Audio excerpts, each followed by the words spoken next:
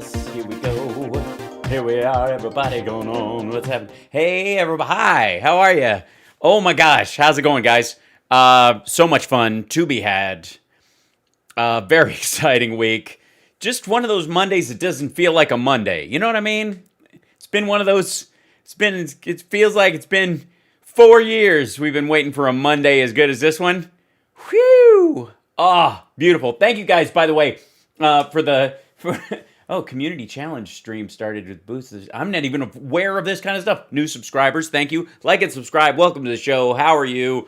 Stuff I'm supposed to say at the beginning to make it like a real show that I always forget to say. Insert here. Yeah, one of those Mondays. We had less than 48 hours. I know the title of the show is, of course, the final 48, but we're under the wire already. East Coast time. You got to remember, West Coast time in America. That means by the time I'm going to be eating ice cream at 9:30 in the morning on Wednesday. That's what that means, which is nothing wrong with that. Don't forget, Wednesday is the ice cream inaugural. I'm very interested in what kind of ice cream flavors you will be having. I will be live streaming during the inauguration in a much less formal setting than this. I'm going to set up my computer and a little camera in front of the big TV where we'll be watching most of the daily festivities in the morning. And then later on, they're going to have a big nighttime show, so I probably won't be on that night. We'll figure it out. But at the very least, although there are, an impeachment hearing starts tomorrow, technically speaking. Come on. There'll be plenty to talk about. That said, can I just say for the record, I know this is a dirty joke and it's a little under the wire, but this is one of my favorite jokes that I've managed to sneak out with the help of Richard Marx. If you get this one, bless you. If you don't, you need to get out more or watch some of my own shows.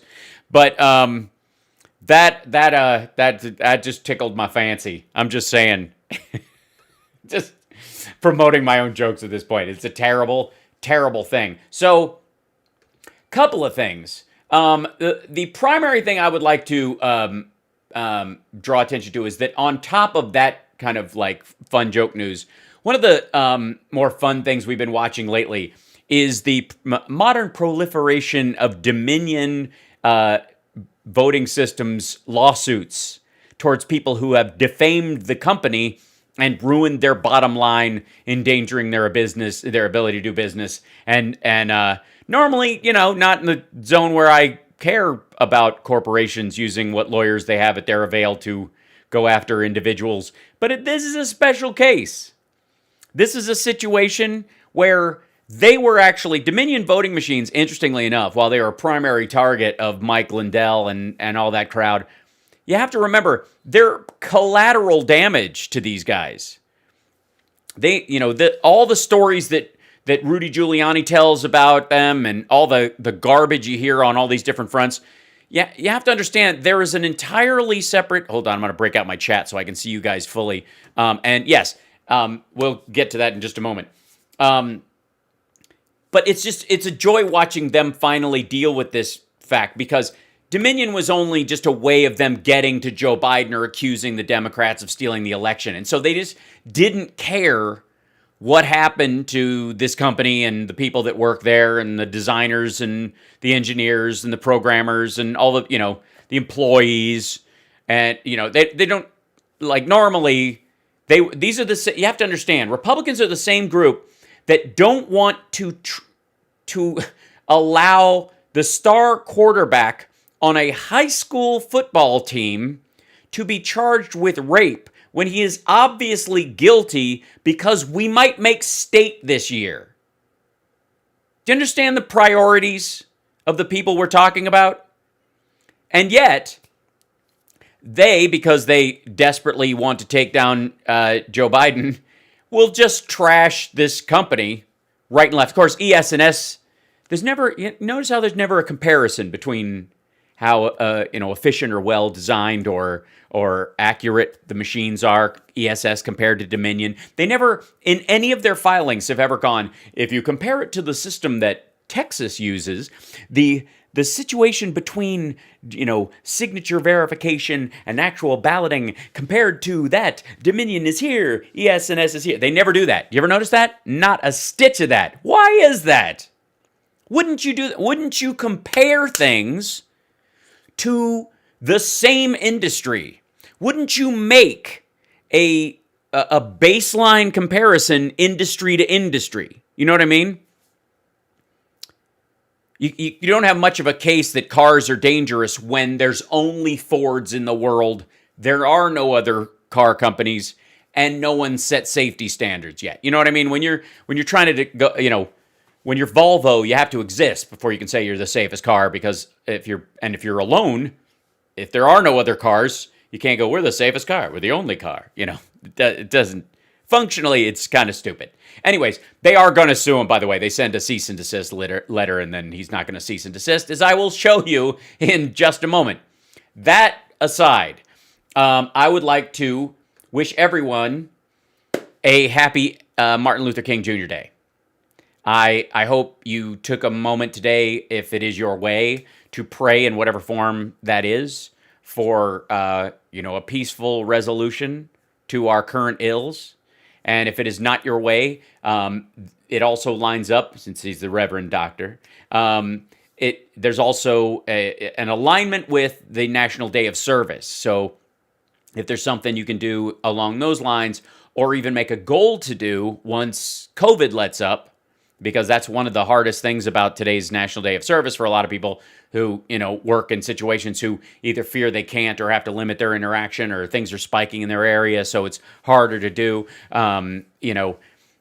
Maybe today, maybe all you do is just order some socks from Amazon and have them sent to a homeless shelter. You know what I mean? It's the most requested thing. Socks and underwear. Those kind of things. If you can't get out and do it, maybe that's the way you do it. But either way, this is why a celebration of Martin Luther King Jr. Day is valuable beyond simply just the recognition of the value of the man. And that's why I, as a celebrity, like to recognize the difference between celebrities and what I would call awarities. Awarities are your reality show people that you're aware they exist, the Real Housewives shows, the Kardashians of the world, the bachelors and bachelorettes. You're aware of them. You don't celebrate them because they don't give you anything. They're empty calories. Arguably, there's too much sugar in them. We'll just put it that way. But that said,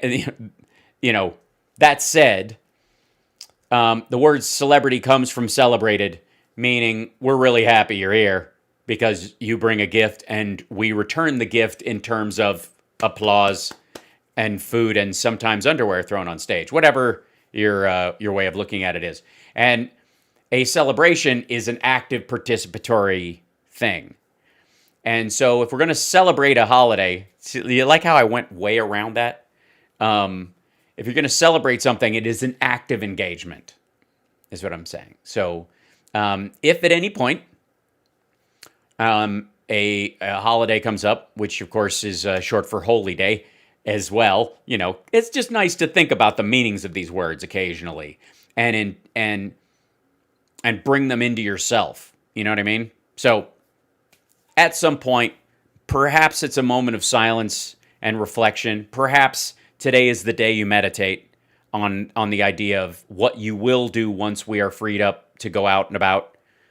And you can contribute. Maybe, just maybe, today is the day that you recognize that once vaccines are readily available and people are a little bit smarter about the flu, this might be the time to commit to yourself, not to anybody else. You don't have to verbalize it. It's just something for yourself that you might volunteer or offer to assist at an elder care facility or the like. Because many of the people that have passed away in our country due to COVID, especially in the beginning, were in said facilities. And along with them, and the drastic spread that happened, were the nurses and assistants that cared for them, especially in the very beginning. So there will be a period of where they're short-staffed or can use all the help they can get. And if you don't have a relative who's in one and you can go to theirs, there are many around that can, you can offer to volunteer. It's up to you to choose what skill that might be. If that's not your thing, pick something else. I'm just making a suggestion, and that's something that you can target. And it's not something like, oh, now I have to commit to every week of my life, I'm going to go do that. No, just make that one day happen. If it sings to you when you get there, then you'll find yourself in it more often and you'll do it. That's the best way to introduce yourself to charity, and why a lot of people don't is because they think by involving themselves in a charity, it means an early commitment. Sometimes they just need a one and done help. So maybe be that. I'm just throwing that out there, on today's National Day of Service and Martin Luther King Jr.'s Day. And today also is a great day to celebrate the absolute mocking of one's political opponents who are acting in dangerous, idiotic, and fascistic ways. Because this in and of itself, I would argue that what I do here is sort of a civil disobedience writ large. You know what I mean? And I'm not even blocking stairs. But to speak truth to power, even when that power tries to sell you on the idea that it's on the receiving end, that it's the weak party, that's probably the most amazing thing that's been standing out to me. And I wonder if you guys have experienced this as well with the Republicans these days, is that with all this talk about how the left is full of victims, right? It's just the victim mentality. Oh, the victim mentality, right? And yet, as soon as, they're on the receiving end of any of it, they're immediately the victims in the conversation. They are absolutely. I mean, Mark Levin's martyrdom is embarrassing. It's embarrassing to watch. I will go through and comb through some stuff and see tonally if there's a show I want to drag in here to talk about, whether or not it's necessary, whether it rises to the level of our concern. Because quite frankly, there's a bunch of this crap that on the OANs of the world and Newsmaxes, that even though they sit there with all the other stuff, they're just filler. And so I'm not concerned that they're going to radicalize some nutcase or turn some Q into, into a spear, essentially, or an arrow. I'm not worried about a lot of them. Some of them rise to that concern and need to be thoroughly mocked and embarrassed as best we can at all turns. And Mark Levin is one of them. But over the last little bit, we've all been, and I think, and welcome everybody, and thank you for joining us. And hello, those of you that are just joining us. Happy MLK Day. Happy National Day of Service. I hope you've been out servicing someone or yourself. What? Anyways, hi. So they've already served Sidney Powell with a $1.8 billion lawsuit. Now understand, they sent this to her first. This dude right here bankrolled Sidney Powell. This dude right here backed her. And so what they're finding out, and what they're going to continue to find out, is they serve her first and go through her, the machinations of her lawsuit before they file against this dude, Mike Pillow. They're going to go find out a bunch of stuff in discovery from her. And it ain't going to be good. Officials at the Dominion Voting Systems have sent Mike Lindell, the CEO of My Pillow, we call him Mike Pillow around here, a legal letter warning of impending litigation over his baseless claims of widespread voter fraud, including the machines. You have positioned yourself as a prominent leader of the ongoing misinformation campaign. I would say the leader. There isn't one. I mean, arguably, Rudy and Sidney Powell, act as some sort of legal and PR arm of this BS, but this dude is the backer of it. I mean, he showed up at the White House with a manifesto. Litigation regarding these issues is imminent, The letter said, Mr. Lindell is only the latest to get a warning letter from Dominion officials after he and Sidney Powell, the right-wing lawyer Rudolph Giuliani, and others continue to spread false claims about the integrity of the results the machines showed. So he went to the White House, and we already heard about that or whatever. Well, yipes.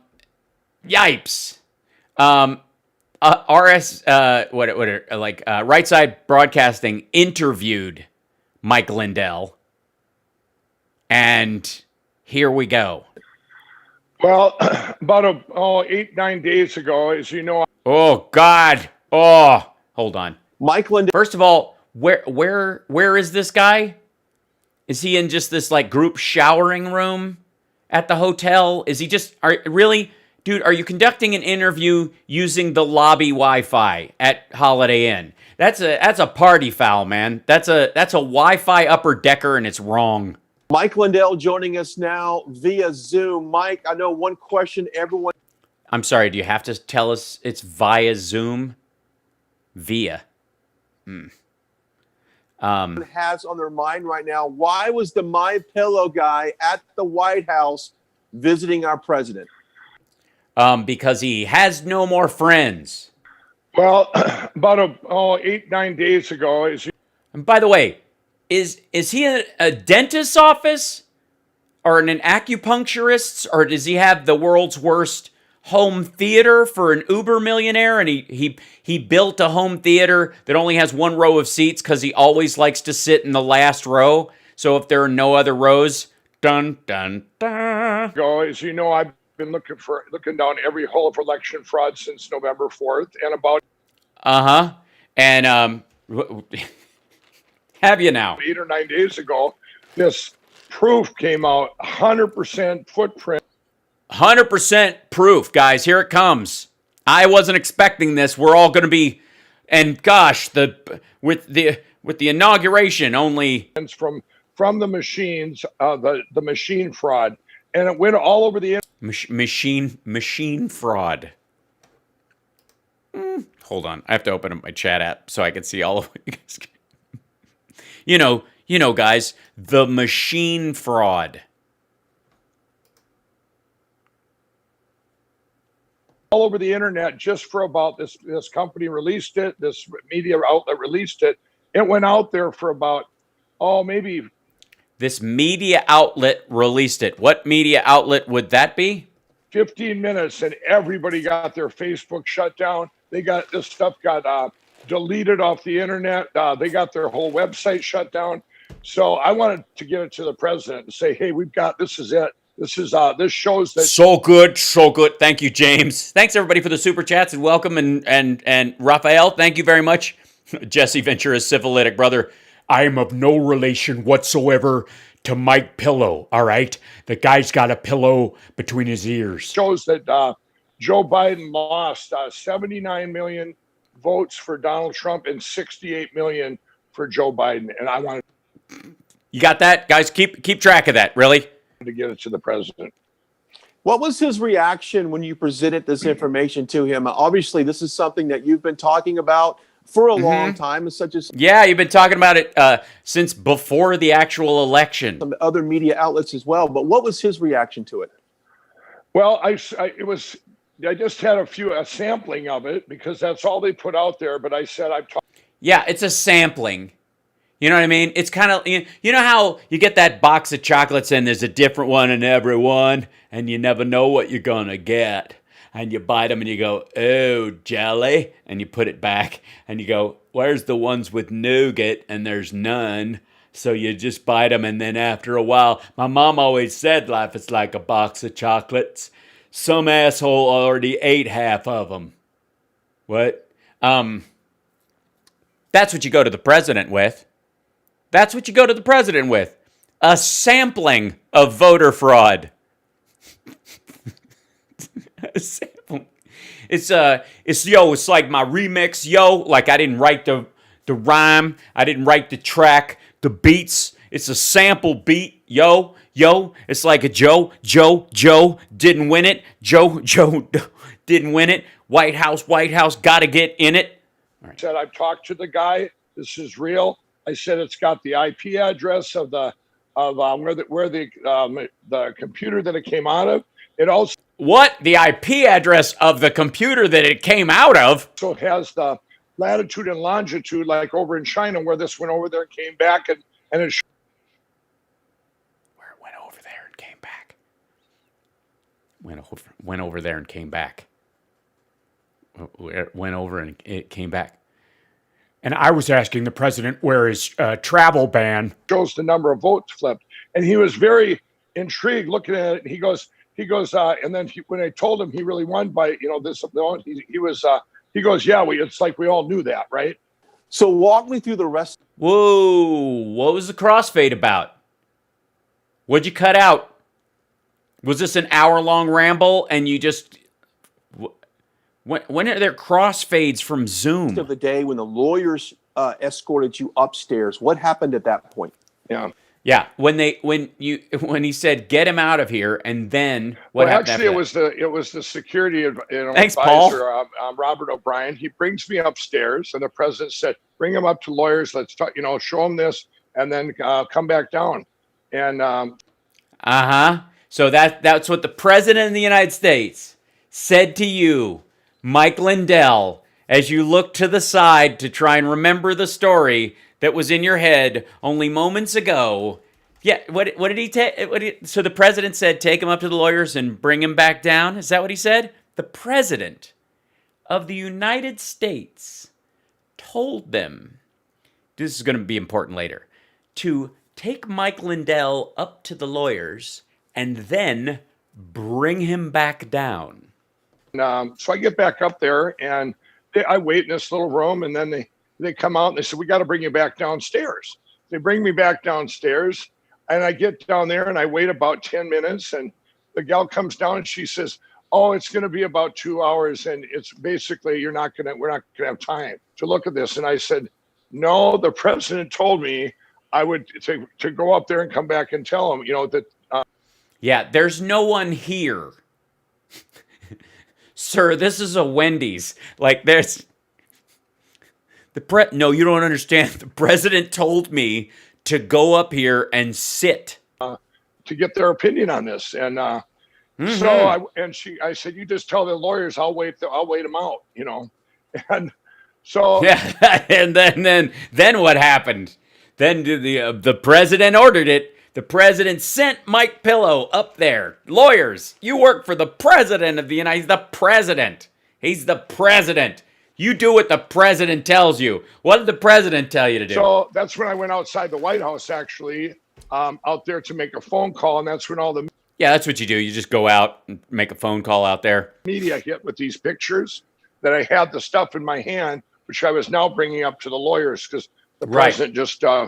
briefly looked at the stuff, and because an attorney had given me papers too to bring to him. I get stuff all. Oh, you just bring in.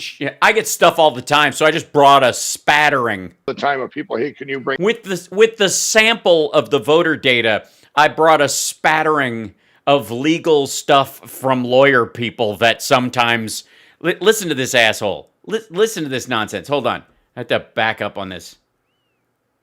This thing doesn't jump back the way YouTube does. Papers too to bring to him. I get stuff all the time of people, hey, can you bring him this? Can you bring him this? And finally I had this.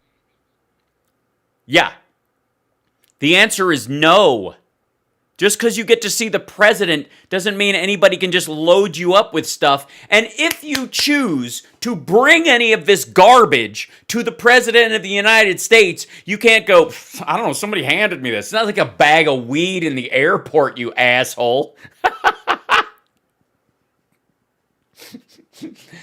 I never even saw these assholes before. I had this meeting.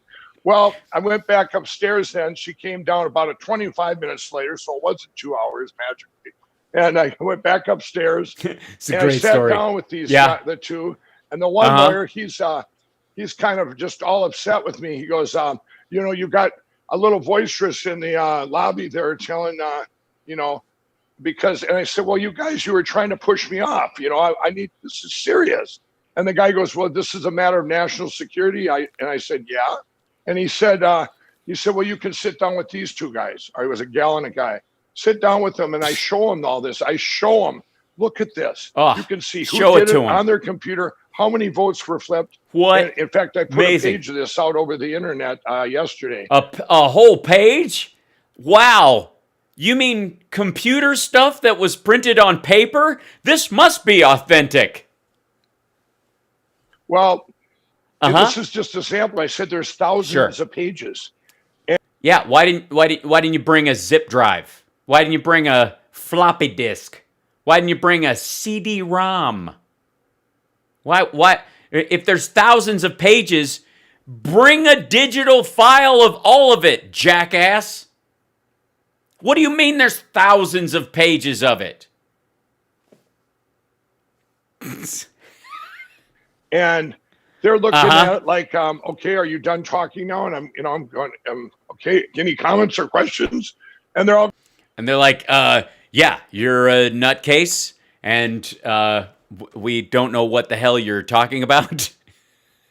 And you're boring us, and you were yelling at the staff because, yeah. And they're all going, yeah, we can get back to you, and we'll check into this. But it was like, what do you mean you'll check into this? Means we'll check into it because you showed up with a pile. All right, how you not? Yeah, yeah. None of this, by the way, for the records, please, any of the QAnons or that are bouncing around in the chat room, mostly on Facebook. We see you and stuff. I'm here to tell you, you lost. Like here on Earth, in reality, all this stuff is ridiculous. That this grown man is so full of shit, his eyes are naturally brown. This man is crazy. This man does not know what he's talking about. This man has smoked so much of his own supply that he has built a corner for himself in the right-wing world of the internet and is stuck there buying this crap. And he can't get out because it has to be real. And anybody out there who is even floating the idea that we'll show you, I've been watching your we'll show you, trust the plan since what? Last year? Since, Biden was going to be arrested in August. Hey, where was the whole JFK Jr. plane at Mount Rushmore? How come the plane never landed on the lawn during Trump's military parade? Why is Tom Hanks actually hosting part of the Biden inauguration? I thought he was under house arrest for, This is an attack on our country by China and other countries that did this to us. And yes, there is an attack by other countries, a disinformation campaign, and you, sir, are one of the missiles. You are the Trojan horse. Think on this for a moment.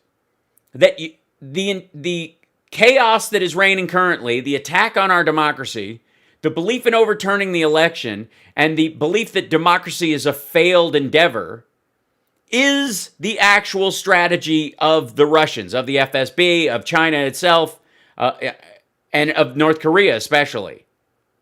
You are that weapon. You are the expression of that ideology. And by the way, Mike Lindell named his iPhone ML iPhone.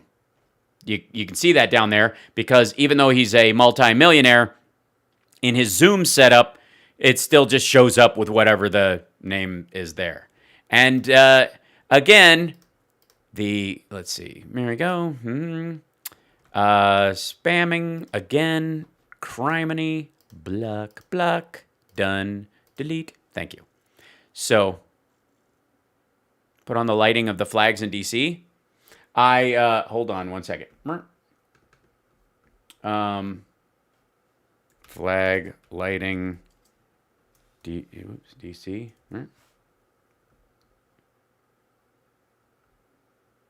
News.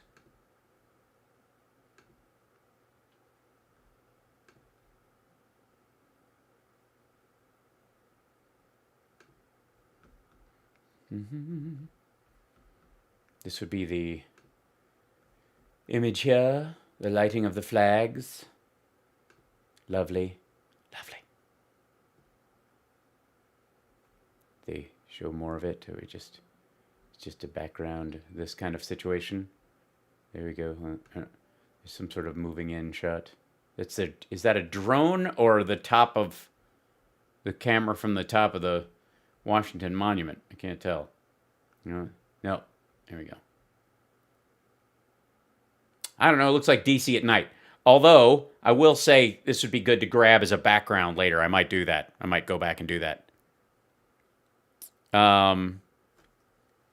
It's called a sting. Sure it is. It's going to sting when it doesn't turn out. It's going to sting when you realized you've been suckered. It's going to sting when you realize that you bought a scam that was run by a serial grifter from New York. Honest to God. Yeah. So anyways, you guys can watch that part. So back to our I said this isn't, I told the one person, said this isn't even about Donald Trump anymore. See what I mean? Multi-millionaire. He's Zooming with RSBN on his iPhone. I mean, technology's amazing. Don't get me wrong. But like, this dude is paying to rap "Stop the Steal" buses. Anymore. I said this is about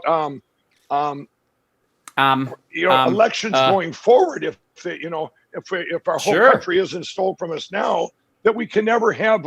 What elections? Excuse me. Do you not know that the CCP won when Biden won, and there will be no more elections from this point on forever in history, because the only person that matters in our election is Donald Trump, because he and the land are one? Have machines that use internet and where you can. I know. Also, I saw that. According to QAnon, Joe Biden is actually. Oh no, he's not JFK Jr. The latest post that they've actually had surgery and put Biden's face on JFK Jr. So all the good he does isn't Biden doing good. It's JFK Jr. I don't know why. But the newest story I heard was that they did a face-off. They took Biden's face and put it on Trump, and Trump's face and put it on Biden. And when Trump is charged with crimes, it's really Biden going to jail. And when Biden is a great president, it's really Trump being a great president. It's because good God. Where you can switch them in hyper. And by the way, there are levels of lunacy. Space or in cyberspace. And they still looked at me with these blank looks on their faces like, oh. Yeah, because they've heard this shit before. They work in the government. They work under Donald Trump. If there was something to this, they'd have seen it already. Do you honestly believe that the MyPillow guy is walking into the president's lawyer's office with intel they haven't seen, that you downloaded off a media website that was up for 15 minutes? For good God, man. Beyond even the idiocy, the ego of this. You know what I mean? Like, this is stunning. How much do you have to believe you? All right. It's like, okay. And I get up and they said, well, we'll bring you back downstairs.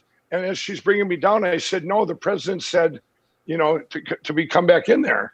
And she said, no, I don't think so. And I said, well, I'm going to wait here. I want you to at least check with them. And she went in there and came back out. She went in, not into obviously the Oval Office, but went in. She said, no, the guy that called you, he said, you're done. You're all done. So I left there with like a deflating feeling. And then. So the president ordered his staff to send MyPillow up to the attorneys and listen to every bit of evidence that he had and bring him back down. And all these deep staters surrounding him wouldn't dare. Jesus Christ. Are you? This is. It's almost beautiful in its idiocy. Think about what this guy believes. This guy believes that the president didn't go, yeah, Mike, you know what? Give this to the attorneys, and then come back down when you're done. I'd love to talk to you. And then as soon as you left the room, picked up the phone and went, make sure that asshole gets broomed out of here as soon as he can. I can't stand that guy. Yeah, no. He's a millionaire. I'm a fake billionaire. I don't have to take this shit. Yeah, no. We have those printouts. Yeah, he's like the 9th asshole to come in here today. And he doesn't have any money to give me. He's spending it all on Ginny Thomas's wrapped buses.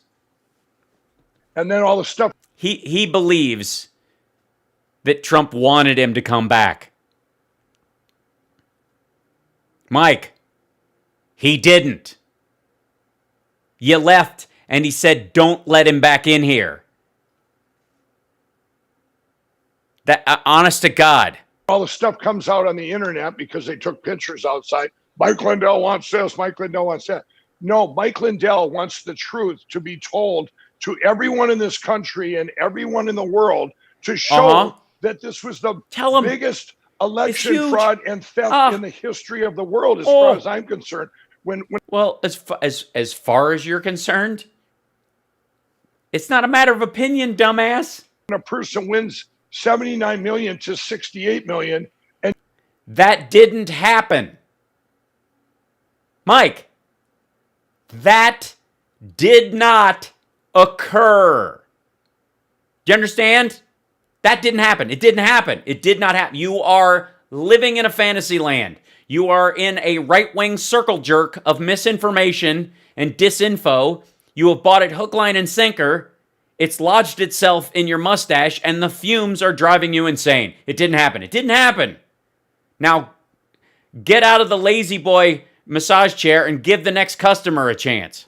And you flip that to where this other guy that you can prove, and it's not even Democrat, Republican here. Everybody needs to know the truth. If I'm a Democrat and I voted for my guy, I want to know that he really won. He really won. We know he really won. We know. Mike, you're a lunatic. He really won. That, honest to God, this is fake the moon landing, flat earth bullshit. It is. Deal with it. God. That's why they sent you out. They know he lost. If Trump believed any of this shit, if it was so cut and dry, we have so much information, thousands of pages. His own attorneys would have put it out in court months ago. They would have downloaded it on the internet, on the White House website. They have outlets. They didn't because they knew anybody who checked past page 3, which seems to be beyond you, Mike, would go, oh my God, this is garbage. These people are insane. Why do you think Rudy Giuliani has not uploaded the entire contents of the Hunter Biden laptop to the internet a la WikiLeaks? Why? Why wouldn't you? Why not? If it's 30 years of criminality and the Biden crime family is the greatest thing since the frickin' Godfather, what is stopping you? I'll tell you what's stopping you, Mike. The information that you are holding and shuffling around, everyone with half a brain looks at it and goes, this is just to print out disinfo bullshit. We've seen this. We even know who posted it. We know how they faked it. We know why you're buying it. We know how it was boosted by the FSB. This is from a Macedonian troll farm. It looks real because you're dumb, not because it is real. For God's sake. Why are they hiding this? This has been. They're not. No one's hiding it. They've seen it. As a frustration since November 4th. Why are they hiding this? And it's not like I'm some guy going out there and going, oh, you know what? I read something on the internet. No, Yes, you are. You literally are. I've spent millions of dollars, my time from the November 4th, every single day, going out and supporting experts to go dig up evidence, supporting lawyers that are out there. And all right, listen to his argument. Listen to this argument.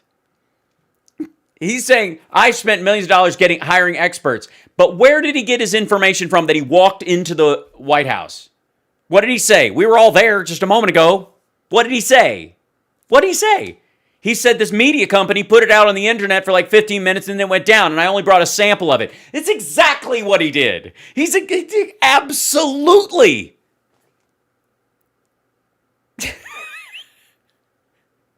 This is, oh my God.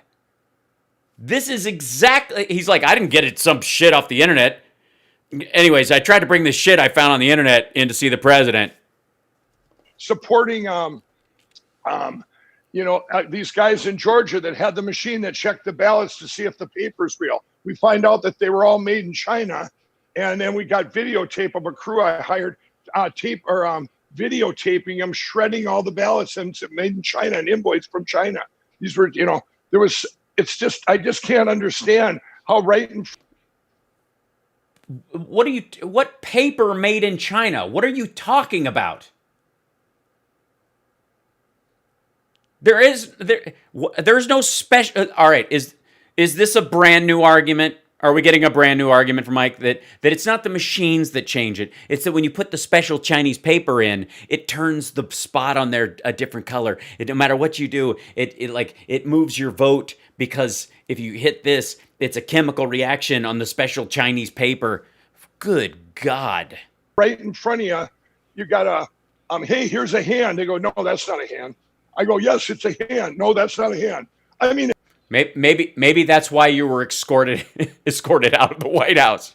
It's one thing after another, but here is something that's critical to the rest of any voting election in history. Yeah, tell us. Are these machines? They're corrupt. They built. So the ES&S machines. You looked into the ES&S machines too, especially the ones in Kentucky, because literally lowest Democratic voter turnout in any state, and it just happened to be Mitch McConnell's state. It's weird. They built them to cheat, and now we have what we were waiting. They built them to cheat. That's why Brian Kemp chose them. Waiting for before, when none of the lawyers would give us, or none of the judges would give us the machines to look in them. Well, we found this guy that actually has inside. Here's all the prints that, and for every single vote made through those machines, he's got a footprint, where it came, when it went out, and then all these dumps. It's just terrible. So I know, Mike, a lot of people watching this right now are asking, their next question is, what's wrong with you? And what time does the free complimentary Holiday Inn waffle breakfast start? What can we do? Where do we go from here if you're getting so much resistance? Now that all of our children are growing up at the top level of our government, then where else can we turn to? Yeah, where can you turn to? If Donald Trump sends you up to see the lawyers and he can't even control them and they throw you out, what chance do the rest of us have? Who's going to answer these questions for us? I've been to the point. Well, I will say this. God's got his hand in all this, and all this stuff will be revealed. And yes, it will be revealed. This is true. It couldn't possibly be, Mike Lindell, that it is revealed, that this is the reveal, and that you are the faithless because you expect your prayers to be answered like a toddler and given to you as a win like a Christmas gift or an addict would, whereas mature spiritual beings view their prayers in the context of the entire world and what would be God's plan.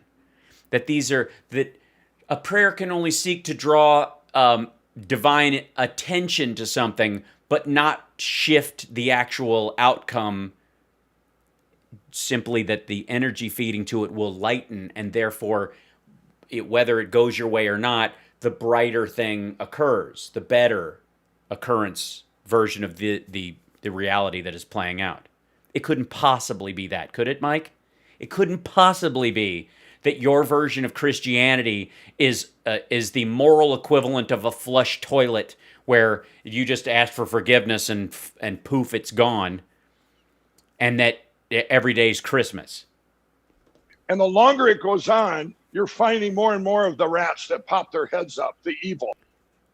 You mean you guys? I mean, Mike, you're talking to one of them now. You're talking to Right Side. You finance them. You're their CEO. You pay for most of their shit with your Mike Pillow ads. The evil. So when it does all get exposed, there's going to be so much that we know that we have found out about people in politics on both sides who, who's evil, who's not, who's got their own agenda, who doesn't. You're finding out. I think the whole America and the world is finding out what they've done. Look what they've done to suppress our president's voice. He's hidden from us. And all of he has a press office. He literally has a press office. He can release 100-page document of his own words to the press every single day. He can release a video message on the White House website, on his own personal website, anytime he wants to. He has campaign publicists and personal publicists for his business and a government press office that operates for him.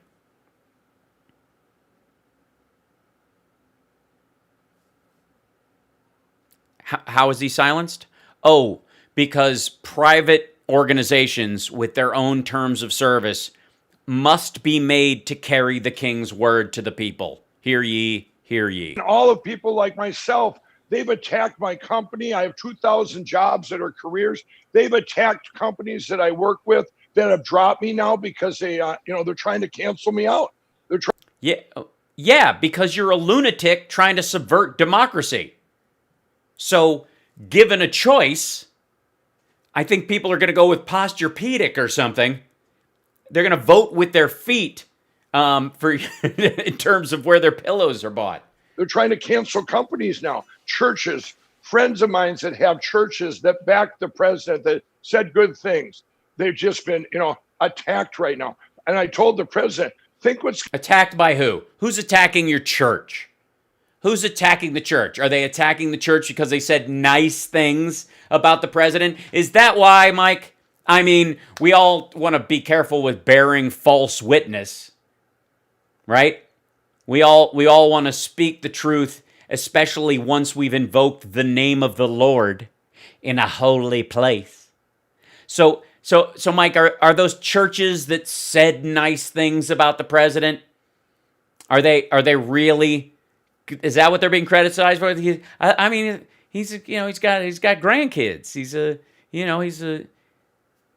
He likes to. I'm literally racking my brain for nice things to say about Donald Trump. It's very difficult. He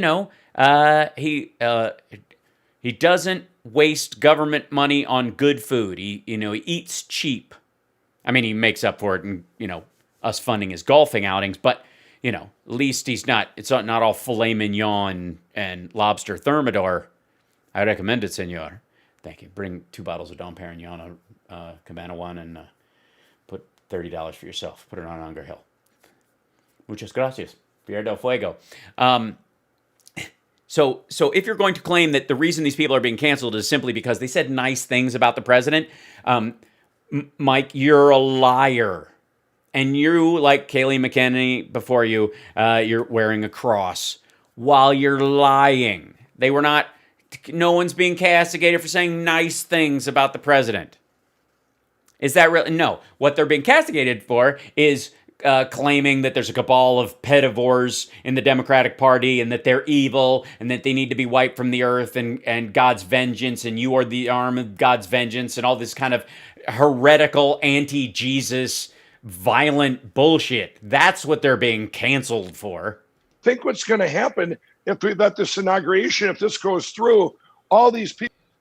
It's going through because that's Earth. We're on planet Earth and it's real and life is real. People that supported our great president for all the great things he did, and these guys are like what?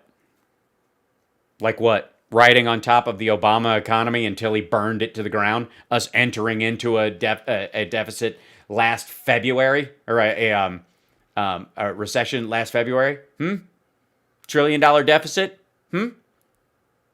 Did Mexico pay for the wall ultimately? Is it gonna? It was. It's gonna. It's almost. I mean, I saw that last video of him claiming it was all done, and he was standing in front of it with the giant gap in it behind him, and it ended about a block away from where he was standing. Guys are attacking them. It's just, I can't even imagine, and what would be to come. And, but it shows when you've got platforms like Mark Zuckerberg, or I call him Zuckerbuck from Facebook. You call him what? Sorry, Christian man wearing cross. Speaking of Jew, what was that again? You've got platforms like Mark Zuckerberg, or I call him Zuckerbuck from Facebook, and Jack Dorsey. These Suck-a-buck, because the whole Jews money thing. I see. That's adorable.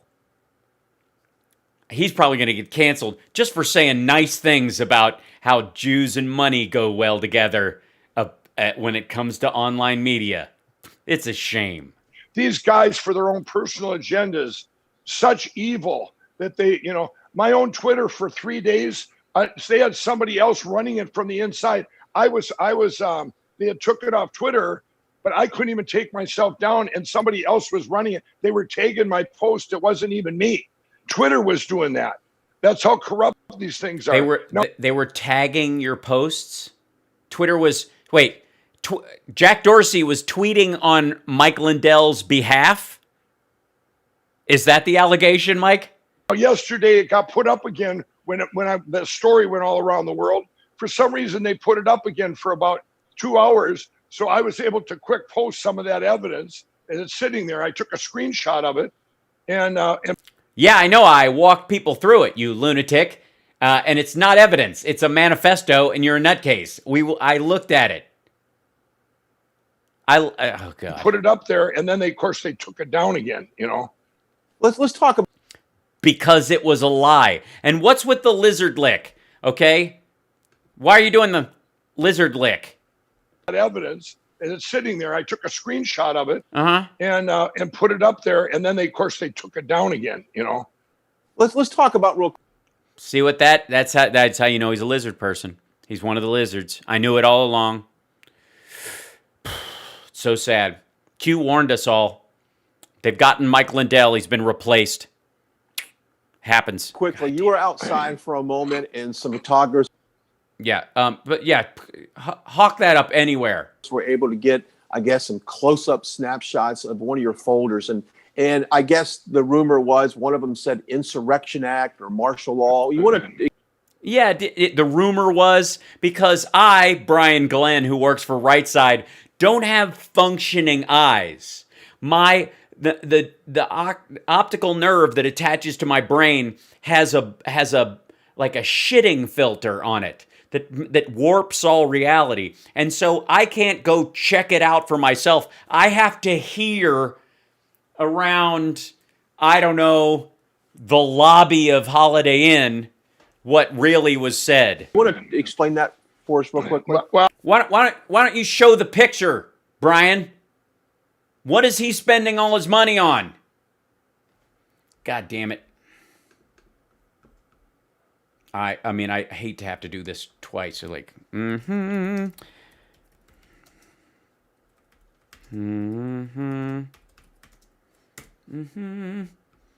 Let's see. Images. No,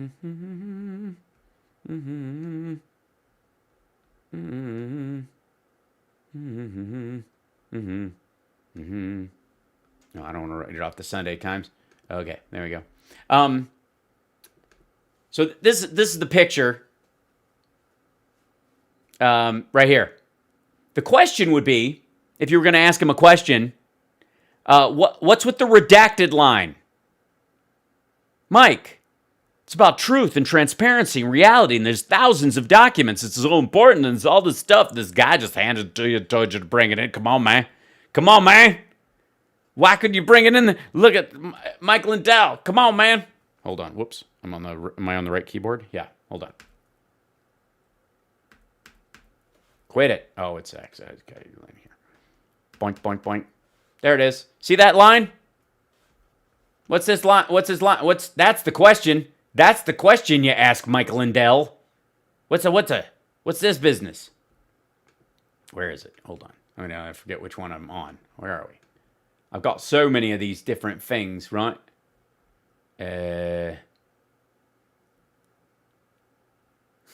I've got too many tabs open. I've got blisters on my fingers. There it is. Okay. Yeah. So Brian, if you had a brain cell bouncing around between your iPhone headphones, which, by the way, both of these men who decry big tech and the censorship, the big tech and the censorship of the big tech. They're both doing Zoom on an iPhone. Mike Lindell is actually wearing AirPods, and he's wearing the hard-wired headphone that came with his iPhone while they're conducting this interview. So, yeah. Well, I walked out there, and like I said, I have 4 pages that I brought to the president, which was. Yeah, I brought 4 pages. The rest, some dude just handed to me on my way in, because that's how seriously I take my trips to the White House. That evidence that, for the big machine switch. And there was 2 pages. Yeah, 4 pages of big evidence. From an attorney, of all different attorneys. Thanks for following, by the way, and thank you guys. By the way, let's see, community challenge. Oh my gosh. Look at the boost on this. Get a boost to promote this challenge. No, we're not contribute. That's really fascinating. Oh, there's a community challenge started. You guys, you guys are adorable. Thanks. On Twitch right now, they started a community challenge because you guys are amazing. So thanks for the cheers and bits on there, guys. Attorneys bring me stuff, and they have suggestions to help the American people, and so that happened to be on the top. Yeah, on the top is the suggestions to help the American people. Violent overthrow using the Insurrection Act and martial law, and What it said there is just stuff here. If you give him this, here's all his options he could do. Basically, yeah, these are all your options. We looked through those options, Mike, on the ones you posted on your website. My personal favorite, golly, was it war? I think was the third one. After the first one was start our own government, the second one was fuck it, and the third one was war. Basically, it laid out all the options. It didn't say to do this. It was from an attorney saying, here's legally what he could do here, here, and here. One of the things the president. Here's legally what he could do illegally. Really liked on there was Google, Facebook, Twitter. It said on there he has the authority to order them to put everybody's back intact in their Facebooks, their Twitters back, because I told him, I said, my friend. Whoa. Hang on. That's fun. Right on. So everybody out there who's a big Republican, any of you Republicans out there, how do you feel? How does it feel that the president of the United States, at any given point, no matter who the party was, who's involved, at any point, that person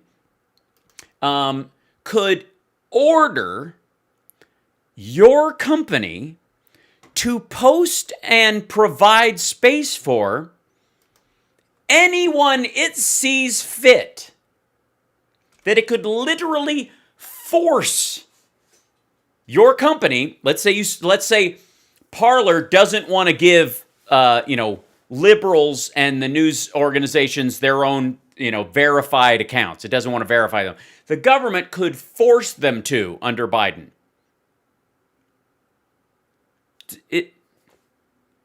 How is this?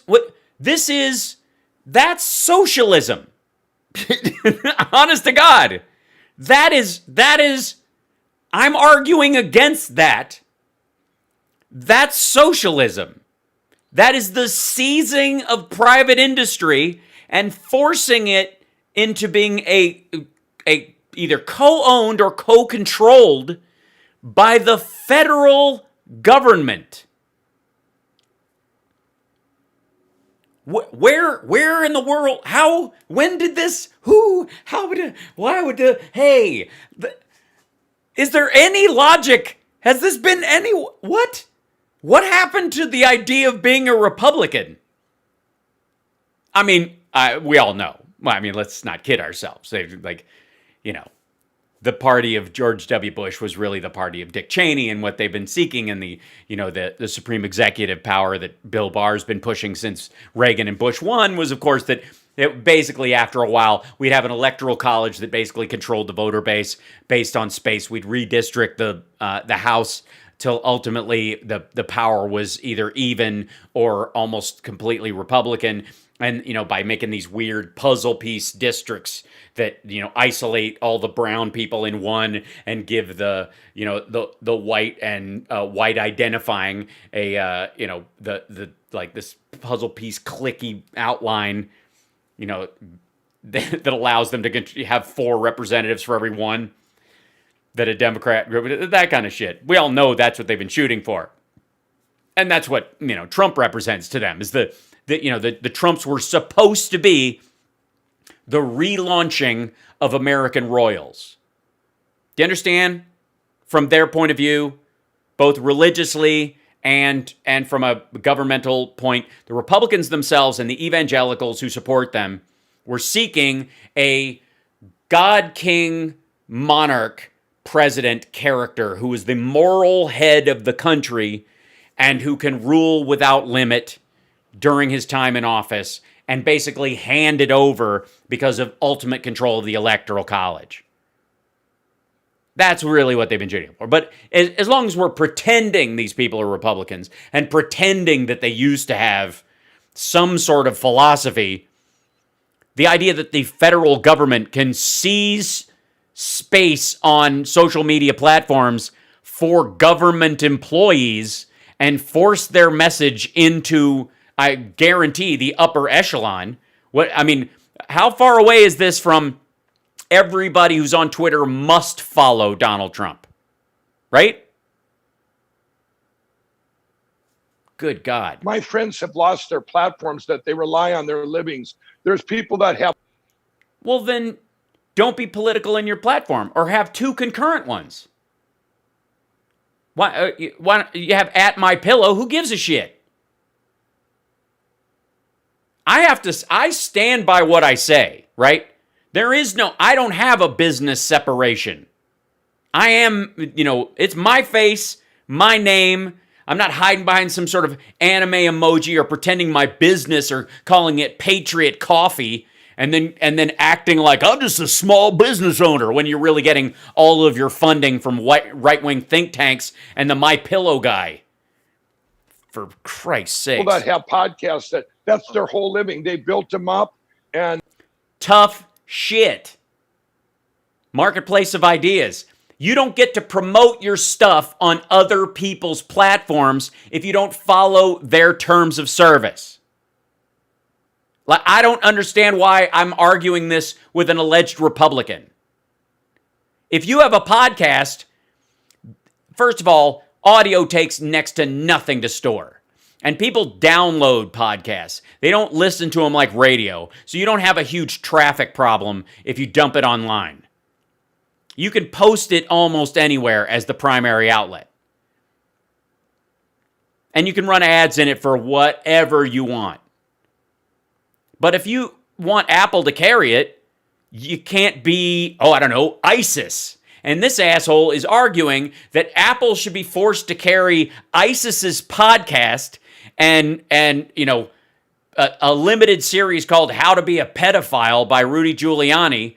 So just because free speech. Free speech. It's just a free speech. It's a free speech issue. They should be able to, this is their living.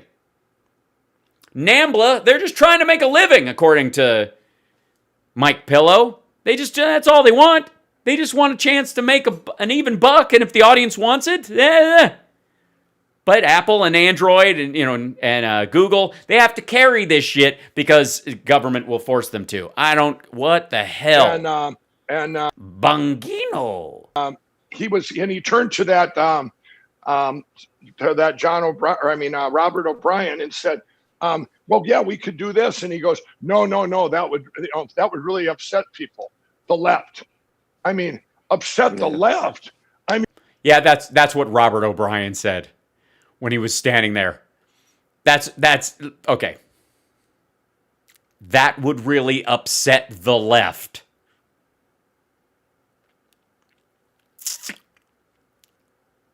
Followed by an oh no. I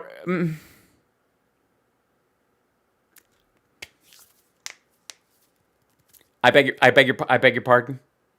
Had the words "but that would upset the left" ever been uttered in the White House during the Trump presidency without a gleeful "then let's do it"? Even if it's a bad idea. That is the primary reasoning. Thanks, K-Task. I mean, what do you mean upset the left? How would they like to get suppressed? Nobody wants to. I have people that are on the left that can't communicate with people. They don't even know what's going on. I know exactly what's going on. I communicate with conservatives all the time back and forth. They don't get kicked off just for being conservatives. But if you're lying and you're promoting Russian disinfo and you're selling this voter fraud nonsense and you won't knock it off or curtail your speech to not be more definitive, meaning I believe, I think, it is my belief, you can get away with almost anything if you seat it in the IMHO window, in my humble opinion. The minute you start stating it definitively, you step out onto a plank, and now these media companies are responsible. Jesus. Right. It's very sad. But they took that picture outside, and then there was about 100 media people just came running, and I didn't say a thing. They're out there snapping pictures. I said, they go, Mike, can you tell us why we're here? And I go, you know what? I'm sure you guys will write something really nice. Yeah. You tell him, Mike. He told him. I bet you tell him something nice. Oh, Hey, let's talk about this. Yeah, hey, they're like piranhas. Let's talk about the state. Yeah, they're a lot like piranhas. The media's like piranhas. Anyways, back to you, media. They're like piranhas. To DC right now. I'm currently in DC. Yeah, absolutely. And the Holiday Inn here is sweet. A lot of people. There was so much speculation. Why is there so much military here? Why is there so much? Why, guys? Has anybody been watching the news? There's hold on.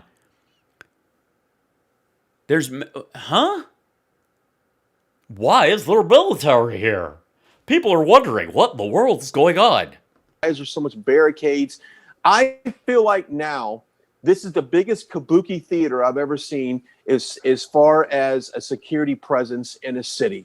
I feel like this is the safest city in America right now. But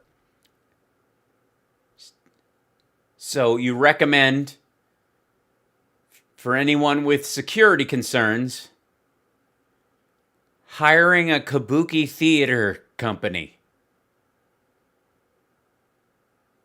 Is it okay with you if I just have Kiss guard my house? But I can only think that this is not because of a Joe Biden inauguration. There will be 3 people and a dog at that inauguration. But what is your sense of? Oh, that's the idea that nobody's gonna come to Biden's inauguration because he's not popular, and 3 people and a dog is the. There will be a dog there. There'll be actually 2 dogs. They're getting their own indoctrination. Yeah. Sense of the presence of the military here. Is it a bit over the top, or are they just taking precautions to what might? Why are you asking the My Pillow guy?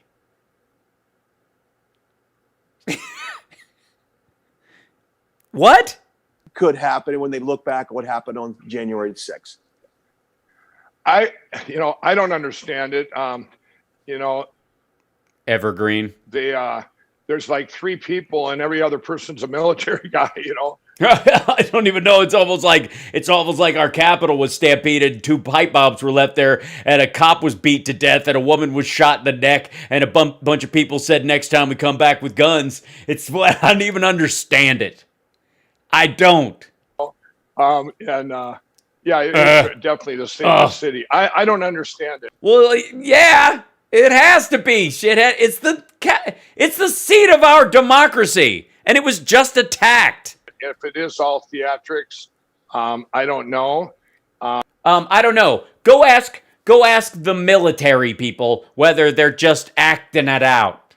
Is it just theatrics? Hey, is that a real uniform, or are you just that for show? We've all had our prayers going, gee, maybe something's going to be done. That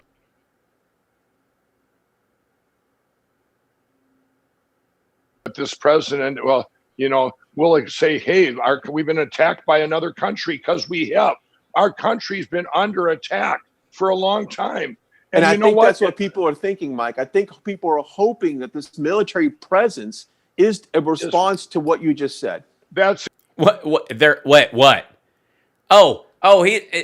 Please tell me this.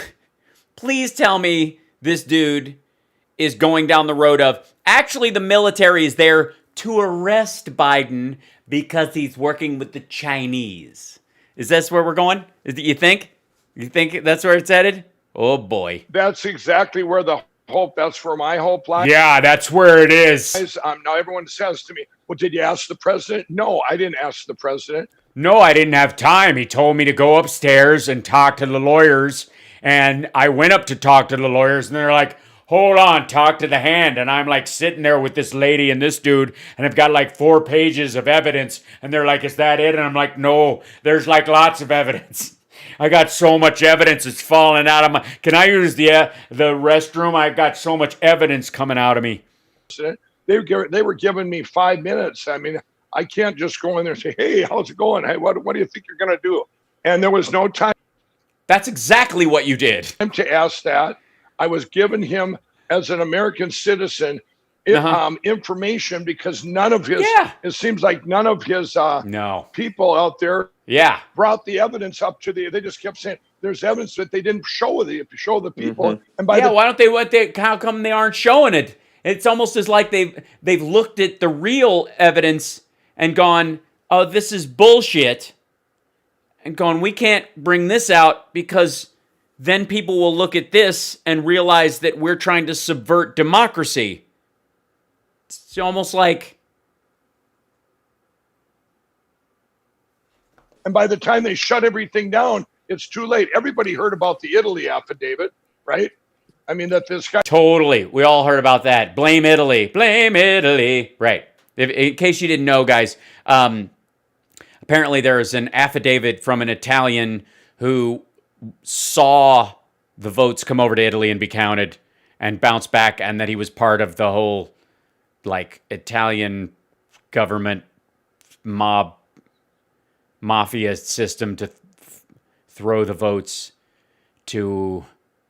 away from Trump, who they really like, to a Catholic who they obviously don't want to be president.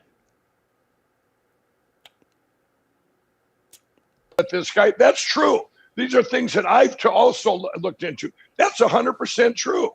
No, it isn't. Just thought I'd give you a little blue underline statement there. It's wacko. So why wouldn't we put that out there? This guy admitted he did it, and he's from another country. Well, that's all I need. Did you hear that, guys? A guy from another country admitted he did it. I mean, it's not like we have to look at the metadata involved in his claim before we... No, just 8 printouts. Oh no, we're supposed to stop the inauguration for an affidavit he signed and 8 printed pieces of paper that he alleges algorithmically prove there's just no effing way Biden could have won because rallies and elections before the pandemic. Mm-hmm. And everybody knows about Thank it. You. So it's a Thanks for subscribing. Don't forget to like and subscribe. Give us a thumbs up. Welcome to the show, and hello and hi, everybody. And don't forget, patreon.com/Hal Sparks. Thank you to all our Patreons. I love you guys. It's been amazing. I'm still dealing with the backlog of getting stuff out to everybody. It's, So, cut me some slack and you're wonderful. I can't wait to perform live for you again. It's a frustration of 80 million people or 100 million. They say now it's close to 70 million or 70% of the people believe this was a fraudulent election. No. 70% of Republicans. And the number is going down. I 100% know. This is why I know, and I give people confidence. I believe there's no statute of limitations on something that happened like this. This is a crime against humanity, against our country, against all people in this world, whether I don't care what side of politics you're on. Yeah, you don't. When this comes out, and it will. That's what it totally is going to come out, you know, right after Trump's taxes and his health care plan. It's on its way, guys. It's just stuck. There's kind of a log jam. One thing that God showed me, it's going to come out. And when it does, where do all the chips fall? You can't have. I'll tell you where they don't. Trump Taj Mahal. An illegitimate president in there that even if, you know, they're going to go, you know, what do we do? You have a new election with paper ballots, and because you can never use machines again, ever. That's what it is. It's really a John Henry fight. I'm getting so tired of this dude. My prayer is that there's 5 cases before the Supreme Court. Now, we've been waiting on them. If they look at the evidence that I've seen, it is so black and white that It's only black and white, Mike, because it's printed paper. You're holding it and you're like, oh my God, if this is true, it's incredible. Here's the problem with it. It isn't. That the Supreme Court justices are going to vote 9-0 and say, this is attack against our country. And all of them should vote, you know, it should be 9-0. Now, if you had that kind of a statement from the Supreme Court, now you got to all sit back and go, hey, if this was an attack on our country, we all need to revote or do something because it's an anomaly. And I don't know what the answers are. Now, this lawyer. Did you hear? Are we all caught up to? So he wants his thousands of pages, which he really only needed 4, and he brought in, and some of the pages were just handed to him by another guy. So he couldn't bring in everything he wanted to bring because other people are always handing him stuff. So he brought it in to see the president. The president said, "Ooh, this is interesting. I know that already. Take it up to the attorneys and let them look at it, and then bring you back down." And then he went up to see the attorneys, and they weren't interested in seeing him. They made him sit outside for a little while, and then when he wanted to go see the president again, they kicked him out afterwards. And he thinks the evidence that he brought there was strong enough to warrant a 9-0 ruling in front of the Supreme Court. All caught up? This lawyer gave bullet by bullet of what legally the president could do. You know, what legal. Sorry. That happens to the best of us, Mike. It really does. It's the most human thing that's occurred, Mike. Sometimes when you just jawn too much, over the course of this interview, his earpiece been working its way out. Hey. If this Thanks, was Burger an attack World. on our country, we all need to revote or do something because it's an anomaly. And I don't know what the answers are. Now, this lawyer gave bullet by bullet of what legally the president could do. I got it. What legal, there we go. What legal things he could do or what his options were.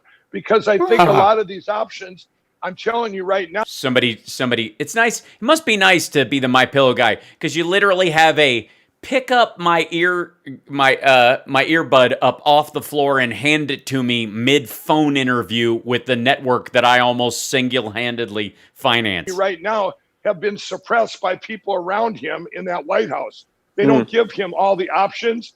And I know that back from one of the attorneys I worked with that I've helped out is Sidney Powell. And she.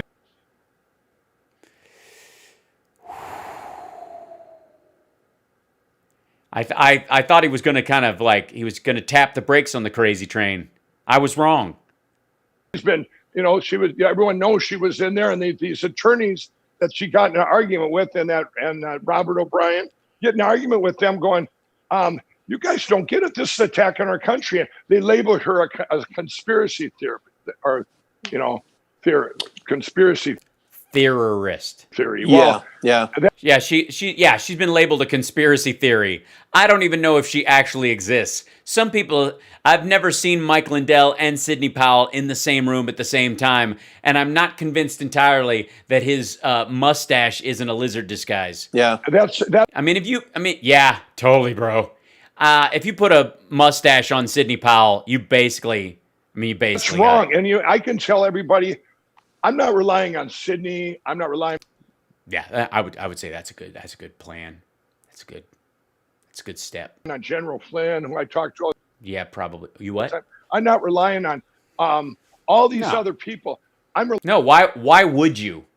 relying on what I personally seen with my own eyes. Oh yeah, well then obviously that's never failed you. Look at deviations every single day. Thousands and thousands of radio stations and TV. If I see a TV station do $1,000 and normally it does $200, I go, why did that happen? I don't just go, Wow, that's nobody could even spot that kind of 80% improvement in sales. Oh my gosh, what kind of a business genius must you be if you're making $200 and you go to making $1,000, not go, oh. don't just go, oh, good day. I find out why it happened, who did it, how it happened, and I stop it. I find out why the deviation happened. So what I've done for all these weeks and months now Is sell my pillows to crazy people, and you've recognized that the more you dive deep into the QAnon crowd and the people who watch RSBN and Newsmax and OAN, that if you sell exclusively to those assholes, you will corner the market on nut jobs who think that their problem sleeping is their pillow and not the bullshit they believe. It's genius. is went down these everything. Is this truth or true or false? And I find out the hard evidence. Well, when this thing Ew. came out 2 weeks ago, about 2 weeks ago, it's been around, but obviously they've suppressed it. Yeah, it's been around and a lot of people have seen it, but they've suppressed it, So basically, truth is only truth and only has any legal bearing if a lot of people see it. Okay, good. All right. When it came out, I'm going, wow, finally the president can show the public, here we have an attack on another country Finally. to our nation. Yeah. And, whether Sell the left was behind it or not. Yeah. We all Not. believe that there was a lot of other cheating going on, which I know that's factual too. Here's what I want to say one more thing here about this. Sure. Yeah. Do it. Yeah, sure. Brian really had something he wanted to say, but he can wait. Go ahead. Thank you. Thank you, Bethany. You're right. George, Happy MLK Day to you as well. Yes, this man is insane. And it does not matter which one of these guys is on screen when I say that. the president got on that call with that crooked Secretary of State down there. And I can say that because he is. He's crooked. There's something wrong there. Okay. He gets on the phone, and let's just take the machine fraud out for a second. Yeah, let's just not even talk about the machine fraud. You know what I mean? Like, really, do we have to? Now let's talk about what the president said. Well, we have a list here. I don't know. I pick a number. 8,000 dead people voted. Prove it. We got these numbers. No, they don't. They went through and found obituary names that match the names of registered living voters that have died any time in the last 15 to 20 years. And they assume that if the dad died, but the junior doesn't call himself junior in one of his filings, that meant that he died too, and so dead people voted. Let's say 8,000 people underage voted. Why not all of them? Everyone under the age of 18 voted in Georgia. Let's just say that, since we're saying shit. 8,000 people that don't live there. I'm just throwing numbers out there. 10,000. Really? Are you? Is he just? You're just throwing numbers out there. When did that shit start? Now, any two of them is higher than the 11,730 votes that he lost. Yeah, because you just made the numbers up. What are you talking about? Let's say, well, let me just meet you on the hustings there, mathematically, if I might, Mike. let's just say that 81 million people voted for Joe Biden and 74 million voted for Donald Trump. All right. And there were another 15 million people who, over the course of, being purged or being denied the ability to vote or having limitations put on voting in their area that softened the vote increasingly, and that the split for the vote went largely because it was the mail-in vote, and that's what was largely thrown out. Thank you, Tom. That those folks split, 70-30 Biden, like most mail-in voters did, at least. That Trump actually lost by 8 to 9 million. Let's just say that, which is 8 to 9 million more than he needed, -1. I mean, while we're just throwing numbers around. He lost Georgia by. So he says this to the Secretary of State. We all heard it around the country. Yes, and it's gibberish. He says, well, those numbers are wrong. And the president says, well, what are the numbers and where did we get these numbers? He asked his guy, and the guy goes, we got them from the Secretary of State's office. And he goes, we got them from you guys. And they go, no, you didn't. I goes, well, they're still wrong. He goes, well, when can we get the true numbers? And he goes, and then Donald Trump's guy says, he goes, we've been trying to get them for 2 months, sir. They won't give them to us. And then the president says, can we look at? Well, then how did you get them? If you've been trying to get them for 2 months and the election was less than 2 months ago when this happened, what numbers are you talking about? I'll tell you what they're talking about. They're talking about primary numbers. And they're talking about primary numbers from 2016 and local primary numbers from 2018. Can we look at Fulton County? No, you can't. They already did look at Fulton County. They did it. Oh God. Beyond belief. It's like that. There's a movie out once where this kid's playing cards with this guy. I think it's Big Daddy or something. And it's good. This is way better than My Cousin Vinny. Go for it. Playing a game, and the guy's got a 2, a 4, a 6, a 5, and a jack. The other guy's got a full house. He says, I win. I got a full house. He goes, no, I win. He shows his hand. He goes, no, my hand beats yours. He goes, no, I win. No, I win. I mean, it's beyond comprehension. That was a good story. That was, like you guys, I was riveted. I'm sorry. I totally lost my place. That was so, now I want to watch the movie Big Daddy because I had no idea how, like, they pull. Comprehension. And they use media to brainwash everyone in this country to their narrative. And that's why I won't watch Big Daddy, because I think they were trying to.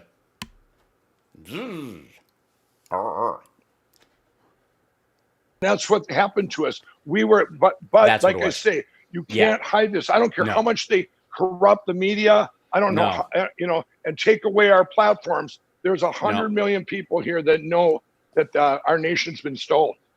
Mike, let's talk about your business real quickly. Cancel culture is in full swing. A lot of people, they try to troll you online, but we've seen what happens. Excuse me, try?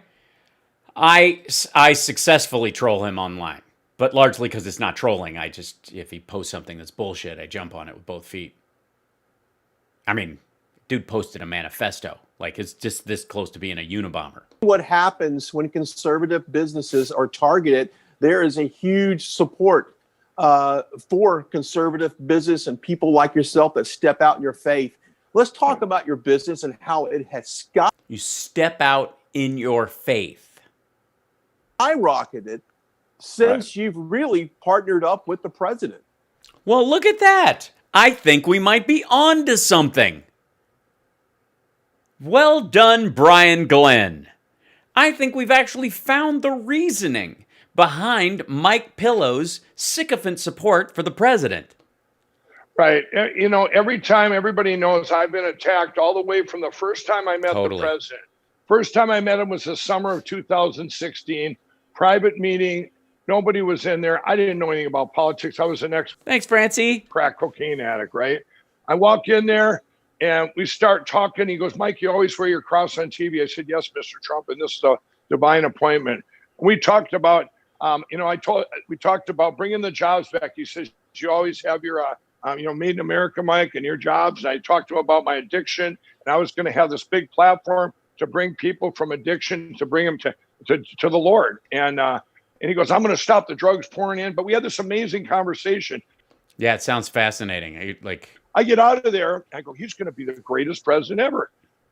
Well, that would be kind of where you went wrong. And I talked to his employees, and they all said the same thing, that he's...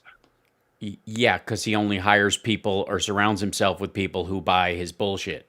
Great boss, great man, and none of them still work there. Personally helped him out. I got back to Minnesota, and here was my first taste of something I had never seen before. The evil sprouted its head. I put a press release out and said, hey, I met Donald Trump. He's running for president. Obviously, everybody knew it was August 15, 2016. And I put it out there. I had a private, didn't even tell him what we talked about or what my beliefs were. And it was crickets. And then the attack. One moment, if I may.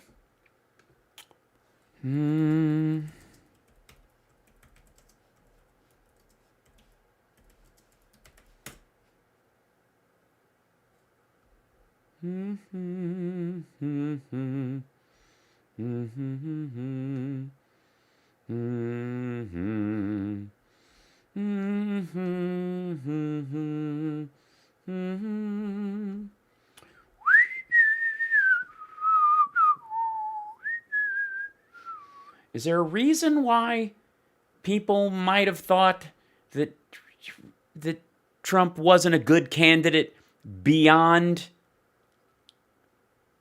the nature of his politics or what he alleged his politics were? Was there a reason why you, as an alleged businessman who was aligning himself with Christ, would have a little bit of pushback? Is there a reason you can think of in any of this? The attack started. They called me a racist. They called me everything. I'm going, what did I do? Well, I knew. You aligned yourself with someone that said that Mexicans coming over the border, that Mexico was literally sending rapists and murderers and criminals, and some of them I assume are good people, but anybody who's coming into the United States from Mexico is an active agent of a foreign government attacking us by sending monsters over the border. That might be part of it. That, and of course his dad wouldn't, he got sued by the Justice Department for not renting to black people, and he famously said he didn't want black people counting his money. He wanted, quote, the guys with the small hats. Well, I knew I was on the right path then, I'll tell you that. And yeah, you always know you're on the right path if the last person you met with, you're like, that guy seems fine. And everybody goes, you're a racist. And you're like, well, I must be doing something right. From that point on, every time that I got attacked, my business would go up anywhere. And there you have it. From 10 to 30%, because here's my theory. Mm-hmm. Everybody on the right buys more, okay? They buy more of the conservative. They buy more to support the cause. If you're... Mm-hmm. Yeah. So here you go. If you're righteous, okay? If it's a right thing, they're going to support you. And here's the thing. It's the big lie. These boycotts, the people over here, they still buy the product. Well, I'm glad about that. Coloring in comic books. I'm glad you got it cleaned, and I hope you're warm. Well, they'll go, it's these bots and trolls and these media that control the narrative and go, we run your ads on here. If we didn't, we would have to rely entirely on Russian super chats like Jimmy Dore. What else would we have to do? You look at my Twitter now, it's like, and if you go down Twitter and you look at it, it says, I was going to buy 1,000 pillows, but I hate your guts now and I'm not buying them. You know what? And you click on there, he's got 2 friends. Yeah. Yeah. Nobody with money doesn't have 10,000 friends online. They only got 2 friends. Clearly, it's not like they have better things to do than be online. Okay, it's a bot. It's not real. Every single when the bots and trolls come out, it's a joke, and then other people, they don't get that. You need to open it up. It's not a real. But the narrative, as you go down and read it, and you're reading this, what a terrible person. You look on there now, I'm everything under the sun today. Everything you could think of, they're calling me, they're attacking me. I don't think everything. I mean, granted, I have alleged that you're a lizard person. But that was because you did the lizard thing that you could basically say, good night, Kenneth, be well. You did do the thing that makes everybody go, I told you so. Here's the one problem, though. Okay, here's the one problem. Mustache wax is hard to find. The one problem is there's companies out there that don't get it. So who's ever running their social media and their pressure. Right, they don't understand that. No, those aren't really people who hate him. Those are fake people that hate them. Those companies can't afford BotWatch or any of those softwares to see whether or not something is real. Those companies that have means and where pressure. We're going to boycott your store if you sell to Mike Lindell, if you sell his product. And that's the scary. Yeah, and so they're not going to buy your shit because of the hate you spout. I mean, we all live. Whatever happened to the marketplace of ideas? Where they can take away your thing. And I will tell you right now, they're going to take away my thing? Yipes. 2 companies do that. It hasn't happened to me, but 2 companies did that. And for my own, they're not, they've always been good companies, not like Target, who's the worst company I've ever seen in my life. Right. Yeah. Target. You're no Walmart, Target. The stuff they've done to me and done to it. Ooh, yipes. And done to others. And I can say that because I have a personal experience with. But these. Yeah, I know. I've had, me too. Summer likes this caramel flavored coffee creamer that, and sometimes they're out. It's terrible. Oh, damn you, Target. But these other companies, they both drop. Sorry, Target. I have to be nice to them or they won't stock it. But guess what? My other part of my business shot up. What, shot up like what? Shot up like this, you mean? What kind of hands say what? How did it shoot up? So it's a balancing act. But I got to tell everyone out there, this is a time where we cannot back down. You can't say, oh, Donald Trump? Let's get to the point. Hey, I seen one day you said something good about him, so now we're going to attack you and your family. Yeah, that's not how it works. Again, I love this whole bullshit where he's like, if you say one good thing about somebody, yeah, that's not at all how it works. If you try to subvert democracy on behalf of this dude to artificially keep him in office, then you'll have a problem. If you're like, it seems, I don't like his tweets, but he blah, blah, blah. Nobody's jumping down your throat or treating your business like shit. Even your average Trump voter's like, I voted for him twice because I'm worried about, China and immigration and stuff. I'm concerned about those kind of things. And the next Republican that runs will probably vote for them too. And because I have the same kind of concerns. And I hope they do a better job than he did or whatever. Like, none of those were like, oh, I'm going to burn this place to the ground. Like, no. It's when you show up on the White House lawn with stacks of paper that prove voter fraud that are garbage and try to muscle your way into democracy and subvert it on behalf of this asshole. By the way, party at Target. This is a time where everyone can't take this anymore. You cannot. Hey, Deb. You cannot let that happen.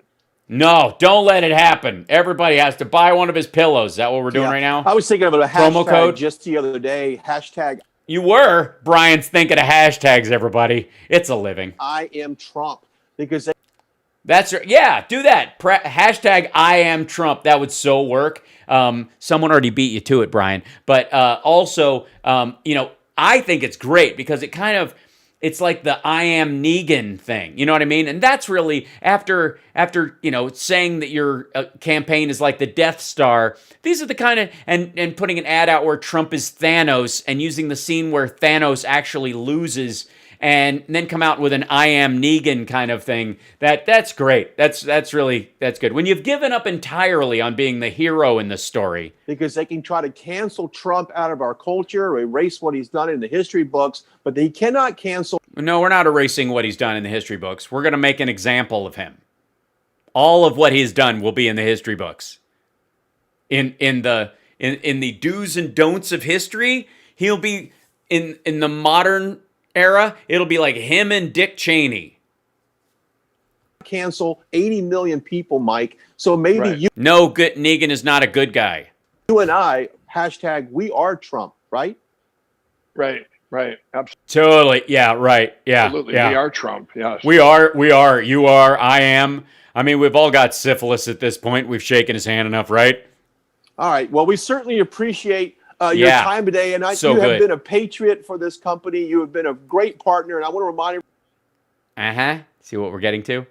You've been a patriot for this company. Thanks for subscribing. Don't forget to like and subscribe. Give us a thumbs up. How are you? Share the show. Don't forget to share the show. Share it. Share the show. Come on. Help me out. All right, here we go. I want to remind everybody watching us right now to go to mypillow.com. Oh, my God. This is literally an infomercial. What a wind-up. I mean... mypillow.com. If you got something crappy for Christmas and you don't like it, hey, buy yourself something great. Yeah, get yourself a Santa pillow. Get your pillow. And also, don't forget to put that promo code. Don't forget to put our promo code in there, because that's what this is. Holy hell. God, this is so frighteningly boring. Be sure to drink your Ovaltine, right? Thanks, guys. Thank you so much. And Christine FF, and thank you, Bean. I can't see Bean's full name on there because it's not. I have to stretch it out. Hold on. Let's see. There we go. Oh, and Debbie Vignette, thank you for the cheers today. And Francie, and peace. And Christine FF, and Bean McGee, and 2 to the B. Thank you, guys.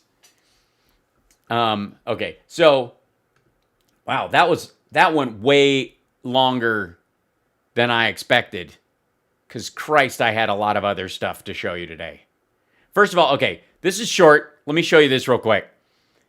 This made me laugh, because, I look through this stuff, and I try to find stuff, like, where are they getting this stuff? Is almost like what I should be calling the segment. Like, where are they getting this shit?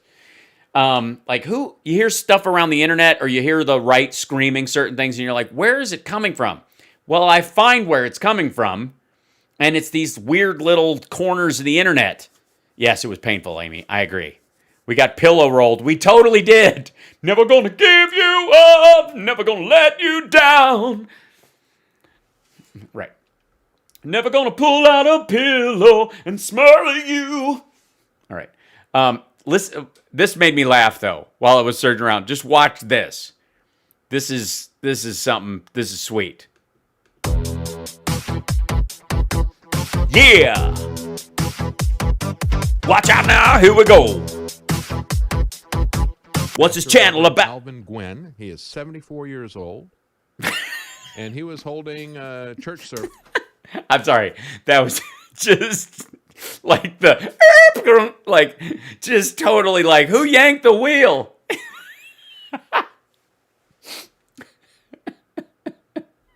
Oh, God. I just love that. I just thought that, like, that killed me. Like, expect the truth, subscribe. God loves you, time is short. Be saved today. Pastor Romans 10, 9, Reverend 10. Alvin Gwynn. He is 74 years old. Hello.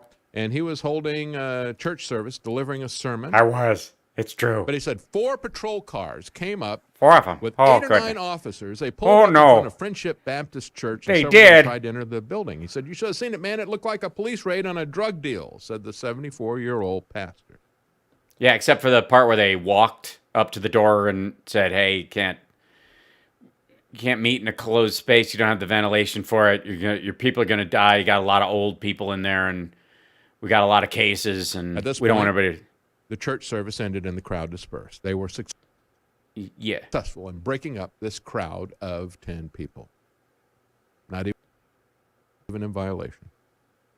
Well, then why'd they leave?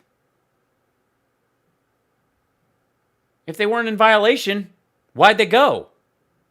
Oh, because there were too many cops. The cops came to pray. He thought they were there to shut the thing down. They were like, no, we're here to actually take part in. We're actually men of faith. We just want to. No? Oh, you guys are leaving now? Oh, was this really a church service, or was there a 10-person drug deal going on here? Is it, Sarge? And this is what happens, I think, when Libertitarian. At Libertitarian. Christ. And by the way, this is an InfoWars show. when we have decided that the churches are non-essential. They aren't. They aren't.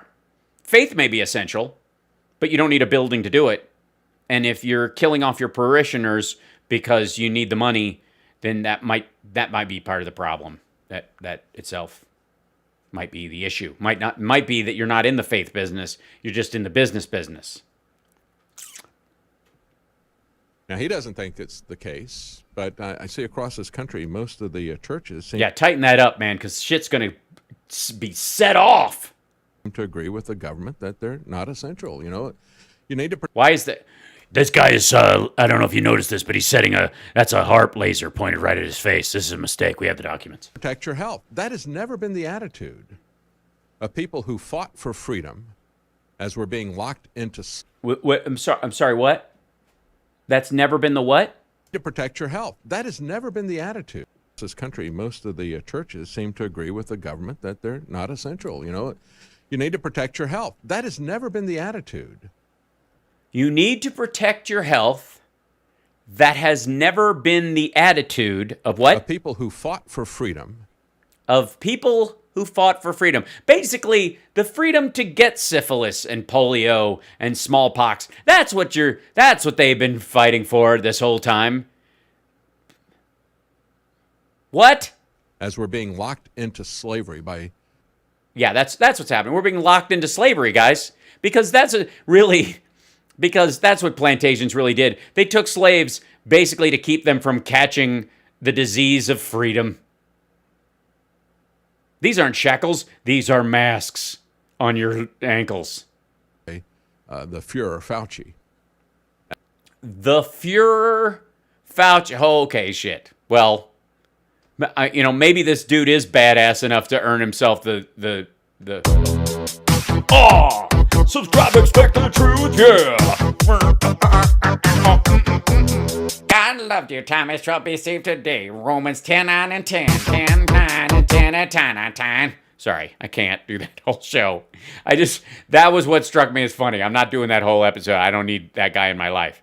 But seriously, that wearing masks and social distancing currently is slavery. And if anybody knows about slavery, it's a guy that looks like this. This guy, he knows slavery when he's experienced it. Huh? He works for Alex Jones. I don't know what the what the work conditions are there. Jam Master Hal. Yeah! Oh, boy! Oh! Let it go to coming on everybody! Yeah! Come on now, we're gonna ready back and boom. Time is short to tie, time is short to die. Be safe today! Pastor Reverend... Sorry. Sorry, I can't. It's just so stupid. Pastor. Just, you guys, yeah, I mean, watch the opening bit to Escape from Alcatraz. You'll know how important theme music is to me, right? He's Alex Jonesing. Yeah, boy! Pastor Alex Jones. Fuck the police, and I say it with authority. Welcome. Today's elementary lunch will be peanut butter and jelly for the kids with allergies. That will be almond butter and dry toast and fruit cup. Oh, we're getting there, Jeanette. Thanks for bringing it up. Hold on. Because that's, that was going to be my whole like kind of send off in that regard. But this is hold on. One pause. Hold on. Where is it? Well, that's not. I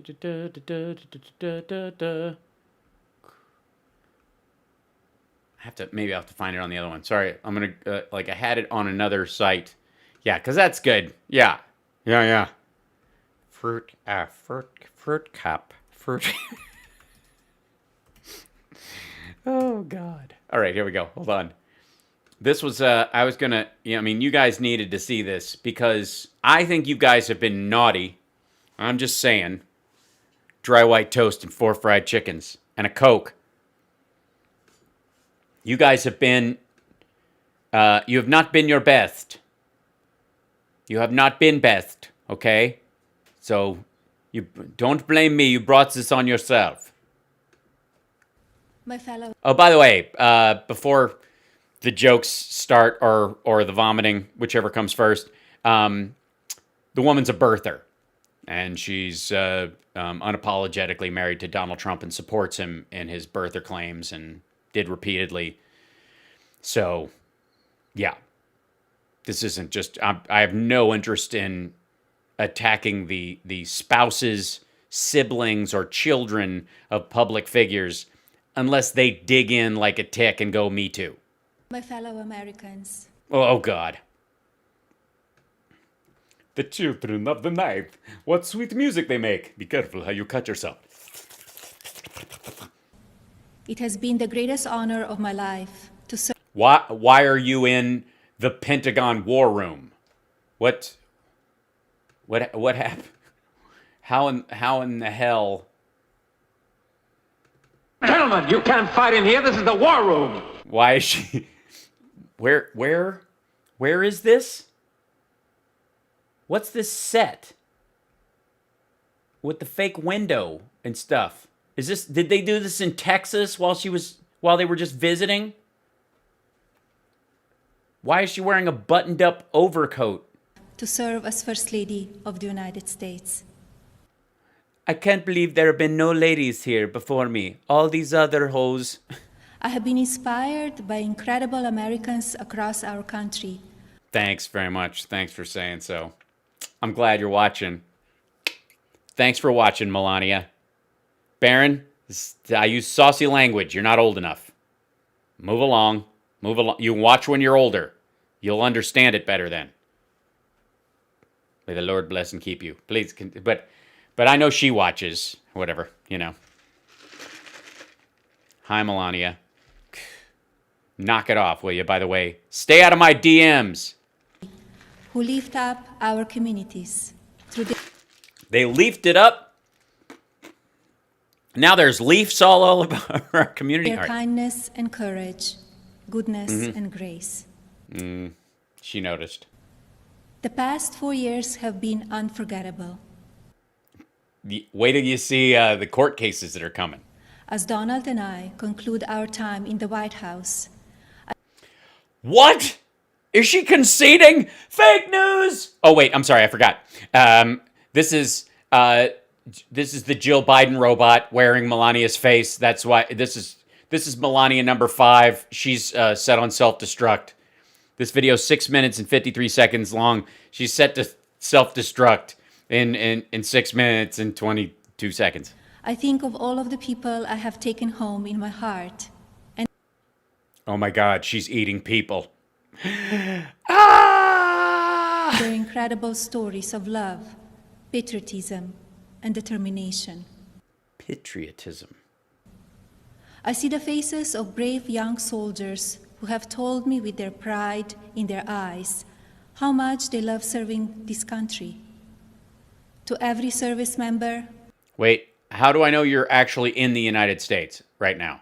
I mean, I know there's flags behind you, but and to our incredible military Thanks, Raphael. families, you are heroes, and you will always be in my thoughts and prayers. yeah, but what do you want to happen in your thoughts and prayers? I pray for all of you to fall down a well into a pit filled with sharpened bamboo. All right. You know what I mean? Kind of matters. I think of all of the members I like the pretty eyes. Yeah, she sounds a bit like Ling Bai in The Crow. of law enforcement who greet us everywhere we go. At every hour of every day, they stand guard to keep our communities safe, and we are forever in their depth.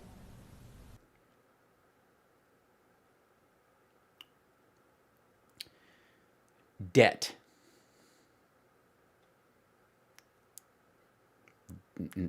Not depth. Oh, okay. I have been moved by children I have visited in hospitals and Oh my God. Is that, I only saw the boxes. You're using children from hospitals to move? Hire people. What's wrong with you? foster care centers.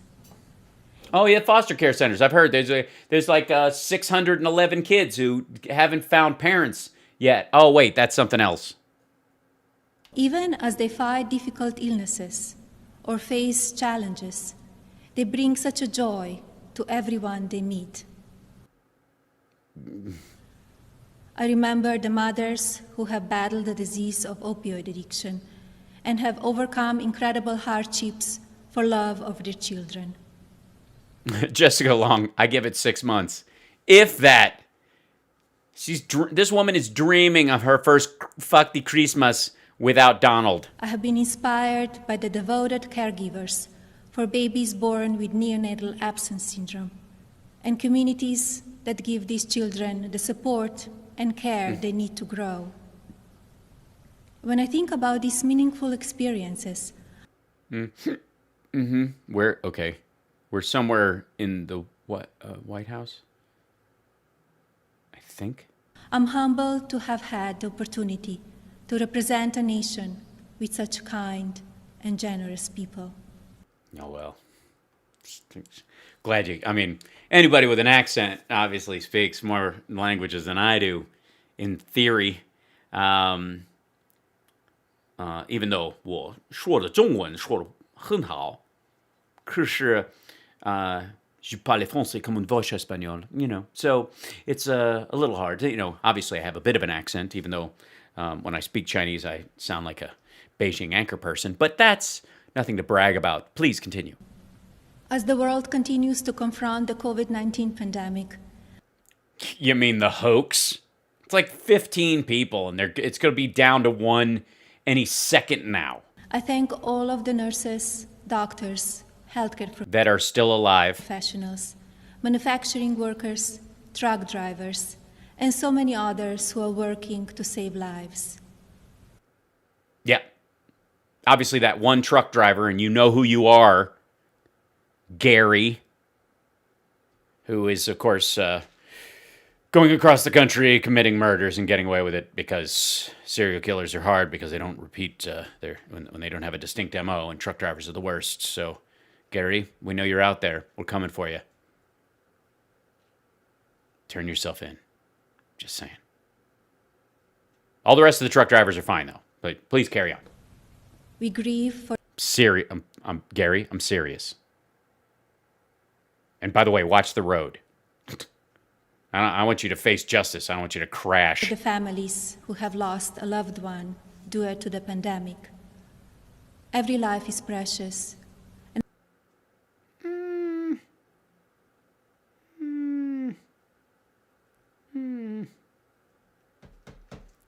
then why the bum rush of executions on your way out? Why Donald insist on basically killing everybody that was on the federal death row that he could? Why a race to do that? Why would you be in a huge hurry to kill people who are confined, have been for a long time, will be for the rest of their natural lives? Well, every life is precious. Is it?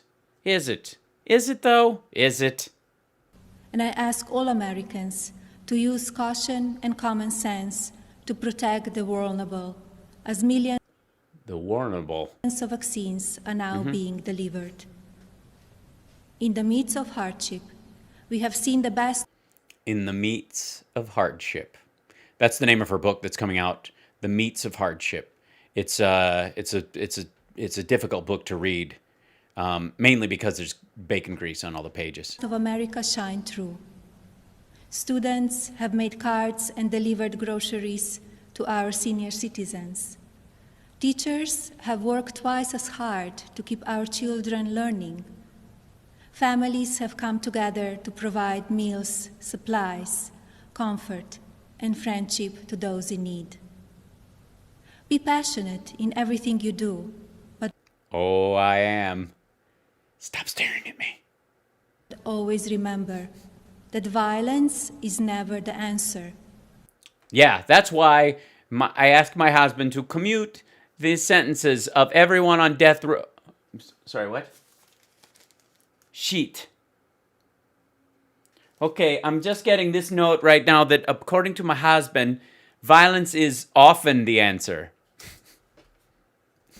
And will never be justified. Then to see earlier criticism. When I came to the White House, I reflected on the 6 months after my husband. responsibility I have always felt as a mother to encourage, give strength, and teach values of kindness.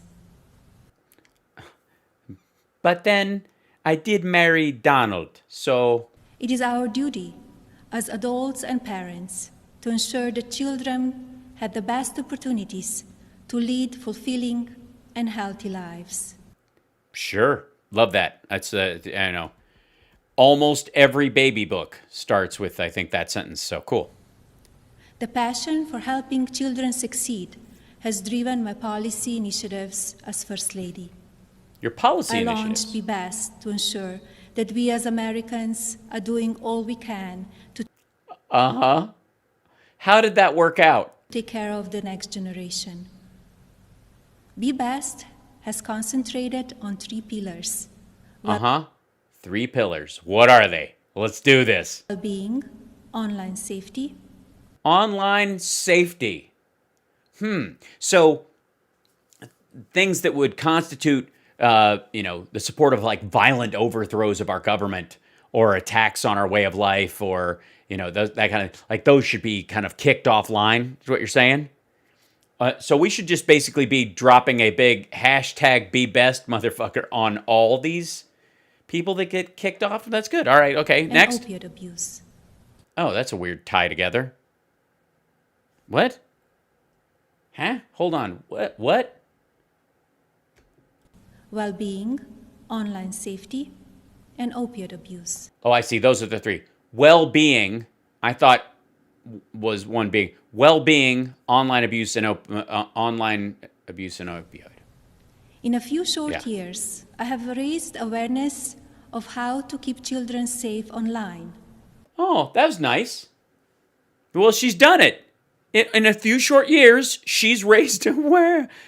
Oh, We God. have made incredible progress on our nation's drug epidemic and how it impacts the lives of newborns and families. And we have given a voice to our most vulnerable children in their foster care system. What, they all got their own Twitter accounts? This is bullshit. The president can't tweet and these foreign kids can? Somebody find their parents so we can send them back to... Oh, right. Internationally, Be Best has evolved into a platform that encourages world leaders to discuss issues impacting the lives of children and allows them to share solutions. Right, like QAnon groups and that kind of thing. So they should just trust the plan, is what you're saying. So that's how. Has anybody checked how many times she's batted her eyes? I'm not following the Morse code on this one. Somebody keep notes. It has been an honor to represent the American people abroad. I treasure each of my experiences and the inspiring people I have met along the way. Great. As I say farewell to my role as First Lady. What? What?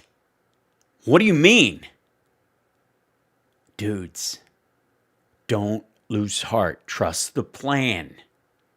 Okay? Trump is going to be president for 4 more years. This isn't the real Melania talking. This is Michelle Obama in a deep fake in follow me on this, in whiteface. It could happen. Listen, she's no longer, he's upgrading. It is my sincere hope that every American will do their part to teach And by every American, I mean anyone not born in Kenya. our children what it means to be best. I encourage parents to educate your children about the courageous and selfless heroes who worked and sacrificed to make this country the land of the free, and to lead by example. And Right. Julia and Ethel Rosenberg, of course, J. Edgar Hoover, obviously. care for others in your community. The promise of this nation Thanks, belongs Al. to all of us. Do not lose sight of your integrity and values. Use every opportunity Oh, to thank show God. Thank you for subscribing. I almost fell asleep. Where was I? consideration for another person and build good habits into your daily lives. That's right. Do you remember that, guys? Everybody, are you guys keeping notes? In all circumstances, I ask All. every American to be an ambassador of Be Best.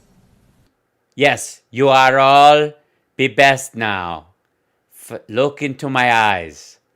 You can tell where my eyes are. They're the things that are kind of weirdly sloping up towards my temples in a completely natural way. You are all be best. Hashtag be best. You're be besting. Don't stop be besting. To focus Don't stop be besting. Hold on to that feeling. on what unites us, to raise above what divides us, to always choose love over hatred. If they reverse angle and there's like a camera just above Donald's head and he's just sitting in a chair, duct tape there, and they're making him as his final act of president, listen to her say this, I'm gonna high five the woman. I don't care. Peace over violence, and others before yourself. Honestly, have you?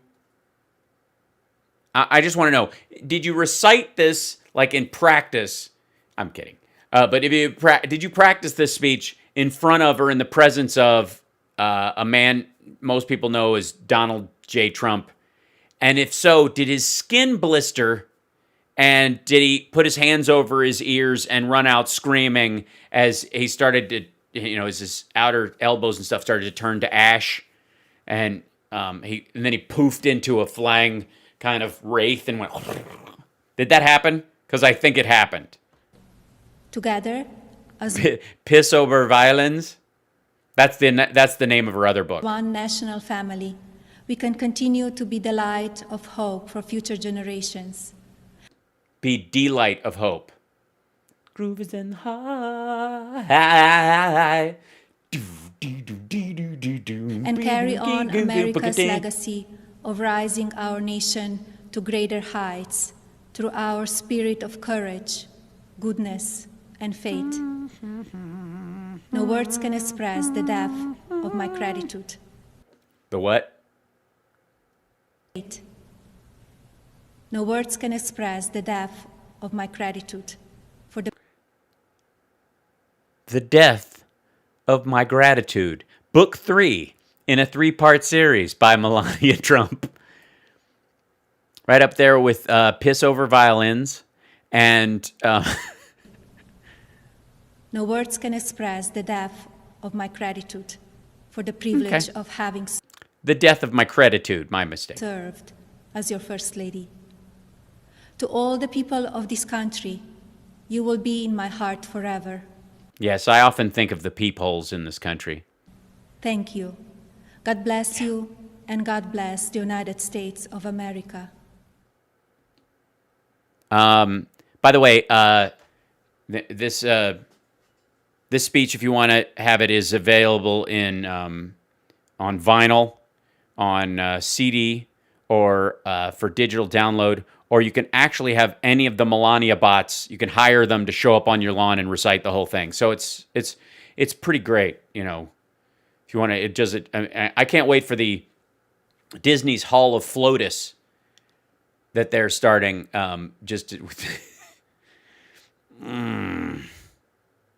It did sound like death on my credit line, which is again probably a little bit more of you know, closer to how she really feels about her future as Mrs. Trump. Now, it's already 5:18. I'm already long.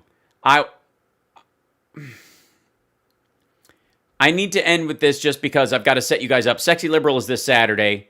I'm going to be, as soon as I'm done right now, I'm going to be shooting sketches all night. So prepare for wig head over the next couple of days as well. I might have to do a couple of episodes with my hair pulled back or a hat on or something, because I'm going to be shooting like a madman over the next 3 days, as you know.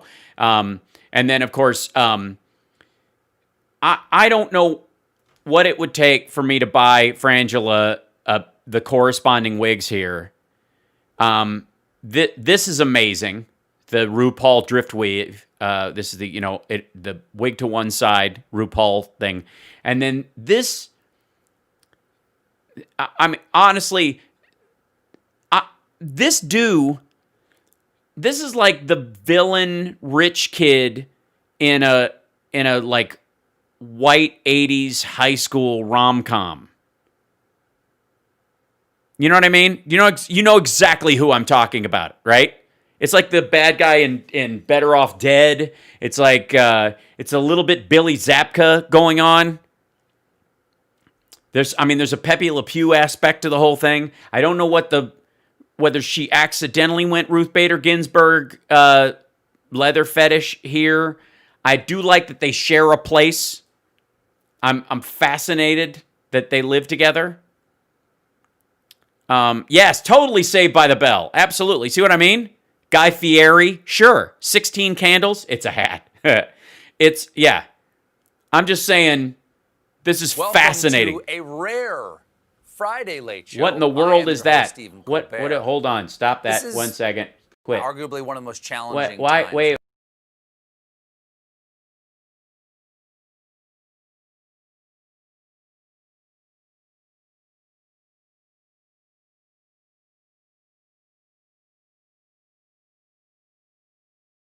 Sorry, I had to go through. I'm not going to get a strike because like a video kept playing in the background. I was like, where is that coming from? Fair use, fair use, fair use. It's very Vanilla Ice. Yeah, that's a good one. It's Trump's hair, right? It's spray on Trump hair. Trump wishes. This is, I don't know why, but Diamond and Silk get the job of explaining to the Newsmax viewer the difference between sedition, treason, and a coup, and they walk you through all these weird legalese you'll see. I'm going to try very hard. Just break down the words like sedition. Hold on. So, you know, this week we've been hearing a lot of words just being thrown around. Yeah. Yes, you I want have. to just break down the words like sedition, Thank you. Yes. treason, and coup. I want to break that down so that people can understand what that is, so it won't be no, oh my God, I didn't know that was that. Well, Okay. go ahead and break it No, up. yes, we do not want any, oh my God, I did not know that was that. Down. All right. So sedition is a crime of creating a revolt, disturbance, or violence against law. A refault? Revolt, I think is, but okay. Lawful civil authority with the intent to cause its overthrow or destruction. Uh-huh. Well, it looked like the What? Democrats has been doing that for the last 4 years, because didn't they start the resistant movement right after the President Trump was elected? Yeah, but that was a political movement that stayed within the legal lines of what was available to. Even the impeachment itself went through the mechanics of our functioning democracy. I mean, I don't want to upset both of you. You look very upset at me right now. I have to say, though, I am a little scared by the eyebrow situation. But please continue. Isn't that what they were doing? Sure did. Sure did. Okay. Okay. Treason Okay. All right. Treason. Let's get on to treason. is a crime to overthrow the government. Wow. Well, did you also know that if you give aid to our enemies, that's also a form of treason? Wow.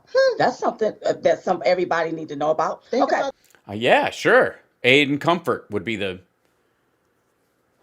phrase. We know that. Okay, please, but I'm sure this is going to wind up in something. A coup is the removal of an existing government from power. Wow. A coup is the removal of a resisting a what? The removal of an existing government from power. Okay. An existing government from power. Okay. Wow. So Diamond, I need you to follow me here. Okay. Okay. Okay. She's gonna Silk's gonna set it up, and no, Diamond's setting it up. Silk's knocking it down.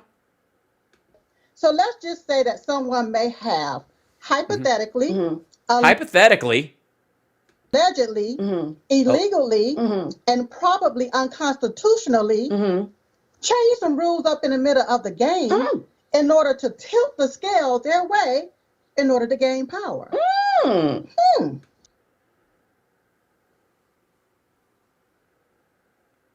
okay. Let's say that like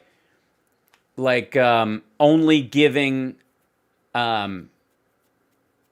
PPE to states that kiss your ass, so that all the states have to kiss your ass or their citizens die. So then you can say all the states like what we're doing, that kind of thing, and then use that as a reason why you should get reelected in an upcoming campaign. Yeah. Anyways, please continue. Wonder what that is. I really don't know. I'm waiting for you to tell me. Wonder. Okay, so listen to this. According to NBC News, NBC? Excuse Nancy Pelosi, I call her Queen Nancy. Queen? Queen Nancy Pelosi spoke. She's Speaker of the House. She's first female Speaker of the House. She didn't actually have any queen-like powers. With the Joint Chief Chairman. Okay. Because she was trying to prevent President Trump from accessing the nuclear codes. Right.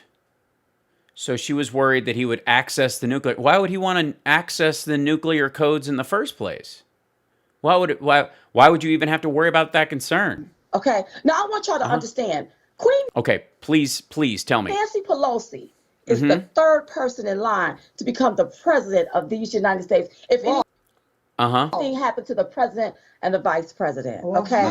So when you go to the military telling them, undermining President Trump and his administration, Yes, right. and go and telling them to he don't need access to the nuclear codes, Deny him access. pull them. No one is denying him access.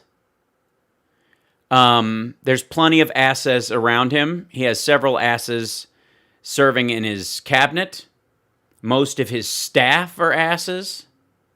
Isn't that treason? No, it isn't.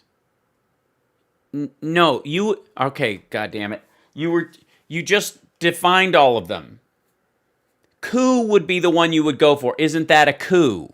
That's you taking over, you're alleging she's trying to take over the government and replace it with herself. That would be coup. Treason is aiding and abetting the enemy. Unless you think the enemy is the military in our country, and that by trying to take oh God. It's not only disastrous, but it's treason with this. It's disastrous and treason. What if Trump wants to flippantly start a nuclear war? I mean, how are we supposed to have a spontaneous and pointless nuclear war and annihilate most life on Earth if he can't just add what? Within itself. That's right. Yeah. Not only that, she gave Pence, Vice President Mike Pence. She gave him a handy. No, not a handy. Mother wouldn't allow that. Gave him a gift certificate to dance in Chinatown. No, you can't do that right now. California's on lockdown. Gave Mike Pence 24 hours to invoke the 25th Amendment. What? She gave 24 hours. Is that sedition, treason, or a coup? Which one would that be? That has to be one of these. Whoa. Think about that for a minute. Yeah. Okay. All right. Starting now. 3, 2, 1.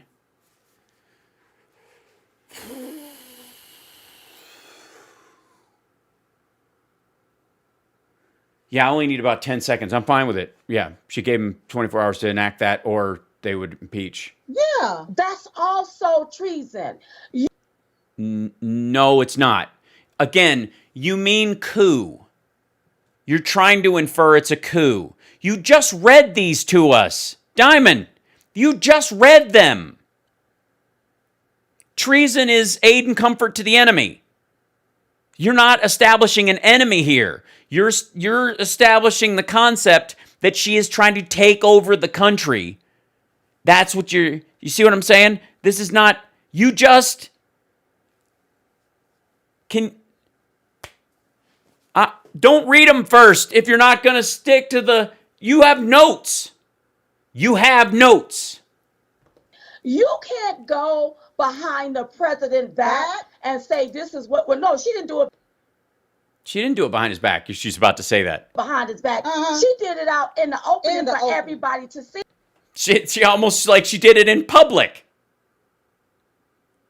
It was a public treason coup.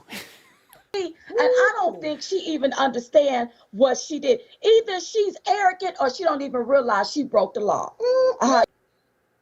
Or, again, with Occam's rubber mallet, we'll leave those out as possibilities. Can I present another possibility? That you, Diamond, and Silk just read this, don't understand it, and are talking out of your ass.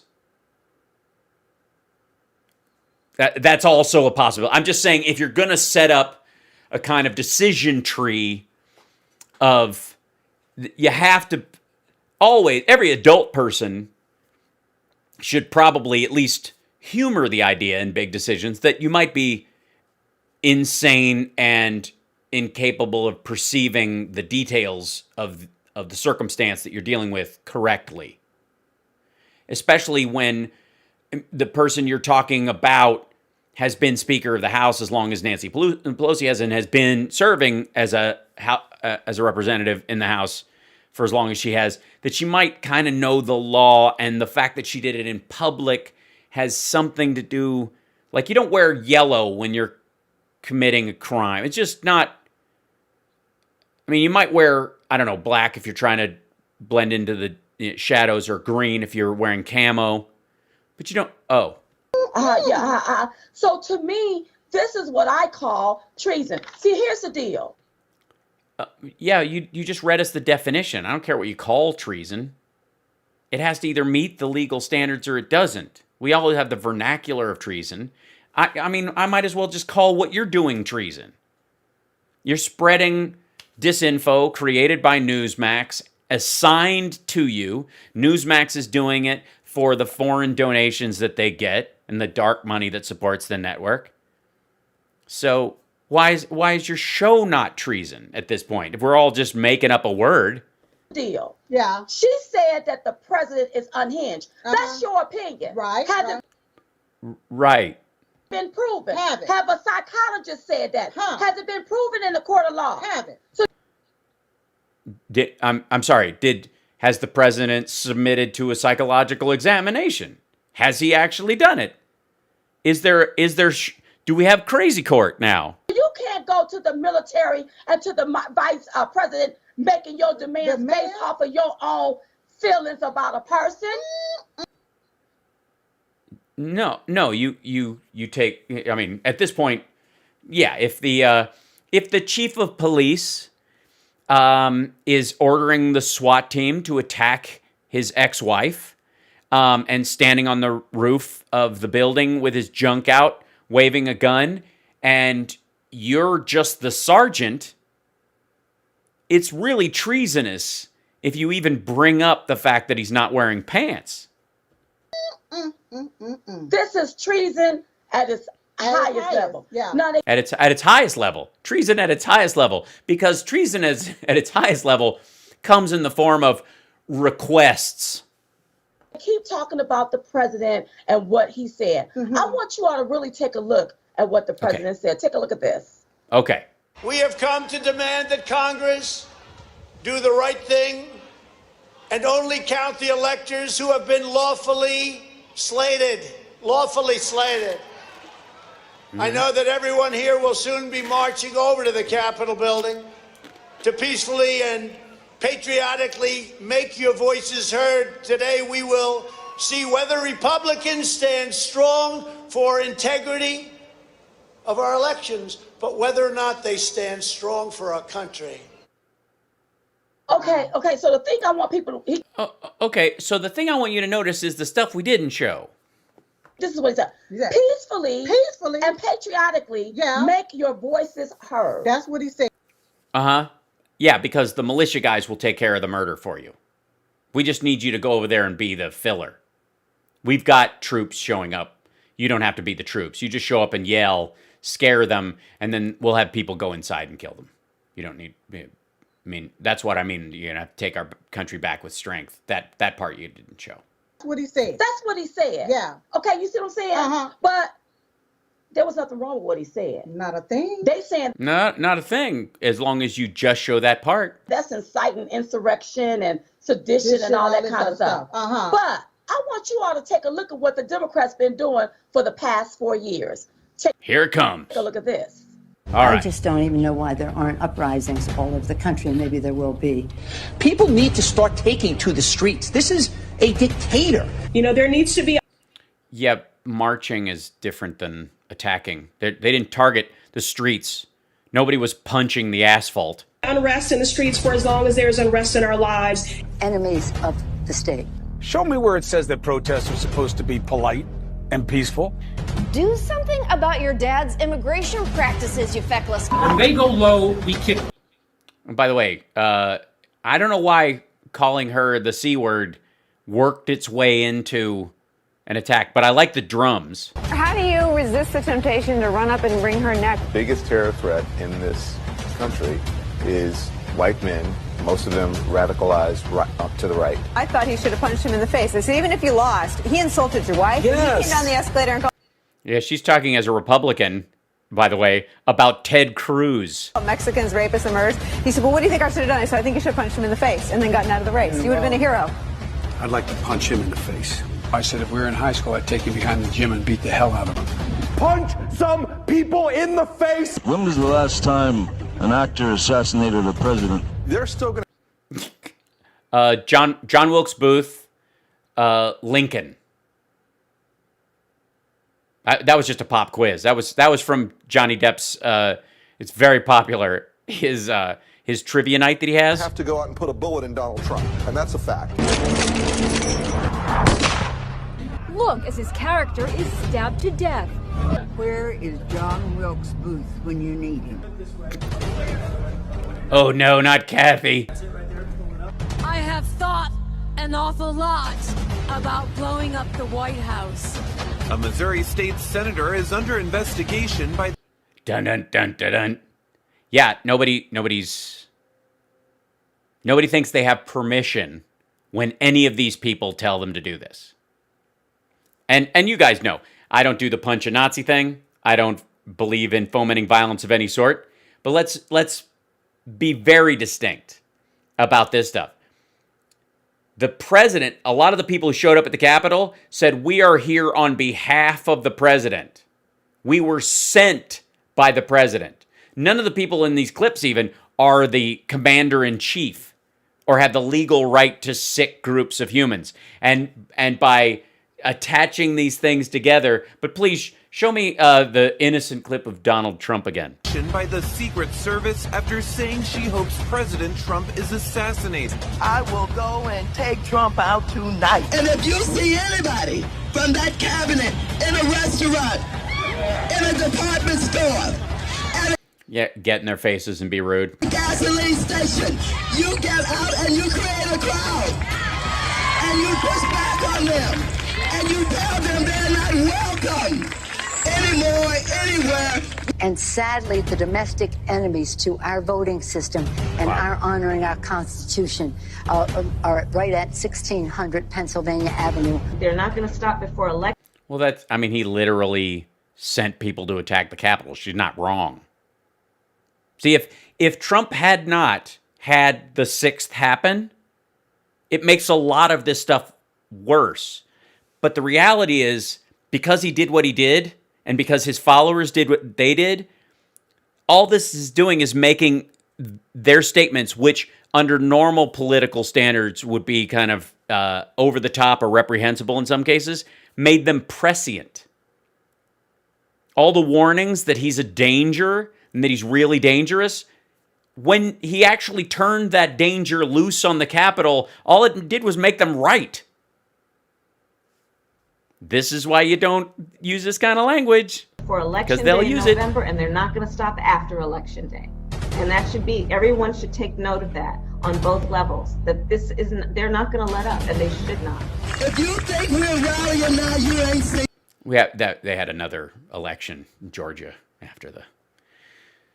But please. Nothing yet. So Diamond, you mean to tell me that Diamond, tell her. Democrats can encourage violence, threaten the president, incite the violence, then raise bail money for the rioters and the looters, and nothing? No, nobody say nothing? And really, Didn't I just say something? What I said was, first of all, the bail money for rioters and looters, by the way, was bail money for protesters. But there you go. But this is exactly my point. You just showed clips of people warning people about what Donald Trump would do, and then you're pretending that Donald Trump didn't do exactly what he did. Really, that's sedition. Yeah, that's sedition. Didn't they want to turn around and read the sedition one again? Try to impeach president on saying to peacefully and patriotically make your voices heard? Yeah, that's why they did it. That's what the main charge was. You guys read the charging documents, right? But look at all of this stuff that they done said for the past 4 years. When they talk about impeachment, I'm also hearing that a lot of this stuff was pre-planned, and some officials may have allegedly known about this. Okay. Now, what they knew about the impeachment? They knew they were going to impeach him for what he did on the 6th, even before he did what he did on the 6th. How? Nancy Pelosi, Queen Nancy is in charge of the House. Queen. Did security consult with her to let her know any of this stuff was going down? Did they? Because if they did, then the impeachment, you don't need to be impeaching Trump. A lot of you all need to be impeached. Impeach yourself. That's right. I've been thinking about that for a while. I've been thinking about impeaching myself. But I can't, House is crowded. We're all home at the same time. It's a little embarrassing. Here's the reality. You guys know that I've pushed back against the fight language, which gets used a lot. And there's a lot of good reason for that, not the least of which is you don't let your enemies, politically your opponents, or the villains in the world create an artificial narrative using your own words against you when you were speaking the vernacular and they aren't. When you say fight, like, or you use kill, like when I get home, my parents, if I'm late, my parents are going to kill me, and they're literally like, I would like to kill that person.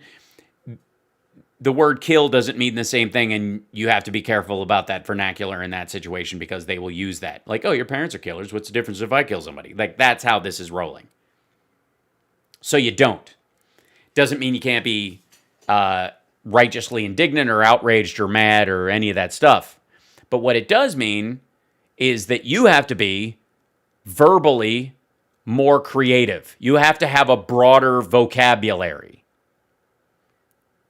Because if there were other ways to express what most people were expressing in these situations, and they'd used better language, that tape wouldn't exist, and they wouldn't be able to water down what Trump did. That's why you have comity in the Senate. That's why, even if you don't believe that, Representative Marjorie Taylor Greene is the honorable representative from her state, you still speak that way because you value the system of communication and you don't give it over to them to scuttle or burn down. Get it? So that's, you've seen me talk about this stuff. This is how it works. So in future, when the language goes that direction, pause, hold, and come up with a more creative way of expressing what you're saying in a way that you know that Trump and his ilk have no shame, but you can embarrass them. That is the key. Violent rhetoric doesn't work. They will cherry pick what you're saying out of context, and they will use it to justify actual violence on their side. And you don't buy into that, no matter who you are listening to my voice right now, wherever you are on the political spectrum. It's dumb. It's a mistake. Be funny. Be interesting. Be smarter. Use better analogies. That's got to be the key every time. And tap the brakes when you feel yourself just going down that road. Not everybody has that ability. There's a lot of people who will let, their passions run wild, and they'll have to dial it back later. And many of those people in those circumstances, by the way, did, including Kathy Griffin, who lost a huge chunk of her career. And she just reposted the picture, which, for the record, Kathy, is a mistake. Don't do that. Stop it. Be best. It's crucial. And if you disagree with me about that, there are plenty of places to watch where they don't give a shit. If you want to hear the word fight overused when people are talking about a political discourse or a difference in policy, go watch the Young Turks.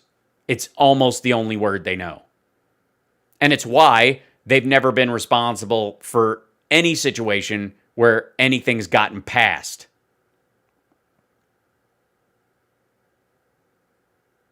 So, don't talk to me, and especially these people who talk about fighting all the time. We're going to fight. We have to fight. We're fighting, fight. And they, never been in a real fight in their life. It's just a word to them. That's important.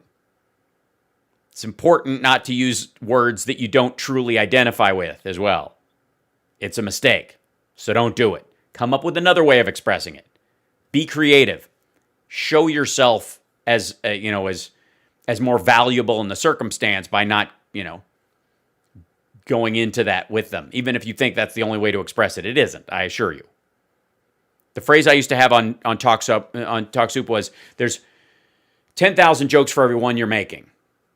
And if the joke that comes up will hurt somebody, and you're like, that's just the funniest joke, but it'll hurt someone, then it's not worth the joke. Then it doesn't stand on its own as a joke.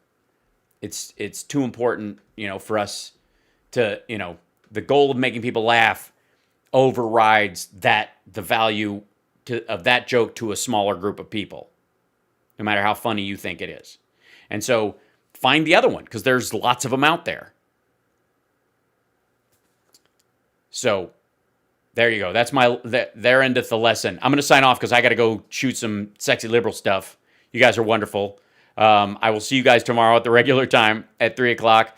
And of course, Wednesday, I'm going to start bright and early and stream during the, all morning, I think, during the whatever program they end up having, and certainly through the oath. And then we're going to eat ice cream, and I hope you guys have some, and it'll be a good time, because we're going to do the ice cream inaugural on Wednesday. And to all the Qs and the Trumpsters and the maggots that are out there, who are like, you're going to see, you just watch, in 36 hours, there's going to be a helicopter land that's shaped like Donald Trump's head, and JFK Jr. is going to be flying it, and we trust the plan. You're going to be miserable Thursday.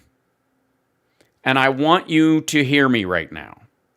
I want you to at least allow the thought that you were blazingly full of shit and suckered to enter your mind, at least for a split second, sometime Thursday afternoon, Thursday evening. Just, you'll be eating something, having a snack.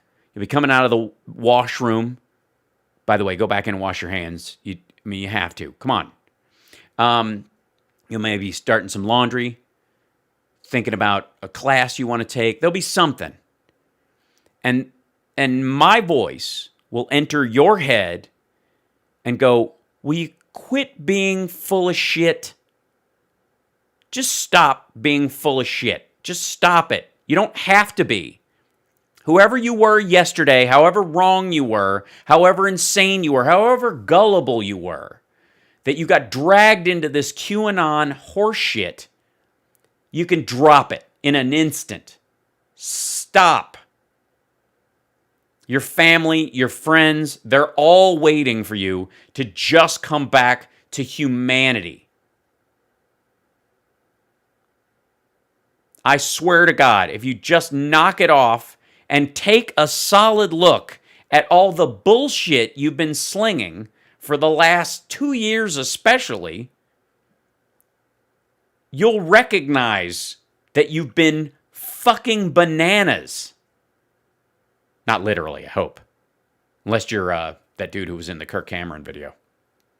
But please, I know everybody's like, they're gone. Some of them aren't. So if any of them aren't, if one of them isn't, then I'm just reaching out to that one person, one of you. You don't have to become a Democrat. You don't have to support me or my show or come back and go, you were right. I don't need, disappear in shame and just rebuild yourself as another, just pretend that never happened. Start from scratch. Volunteer someplace, go back to being a relatively normal person, and the next time there's an illness going around, wear a fucking mask until it's over. But hear me in this moment. On Thursday, after Joe Biden becomes the president and Kamala Harris becomes vice president, because they take an oath on the Biden family Bible that is frigging ancient. They've had it forever. Maybe, just think for a second that you've been hoodwinked, you've been bamboozled, you've been lied to, you've been baited into a corner and milked by a blatant con man in the form of Donald John Trump and all of his fake Christian allies who just see you with dollar signs in their eyes and have been herding you into a corner for their own benefit.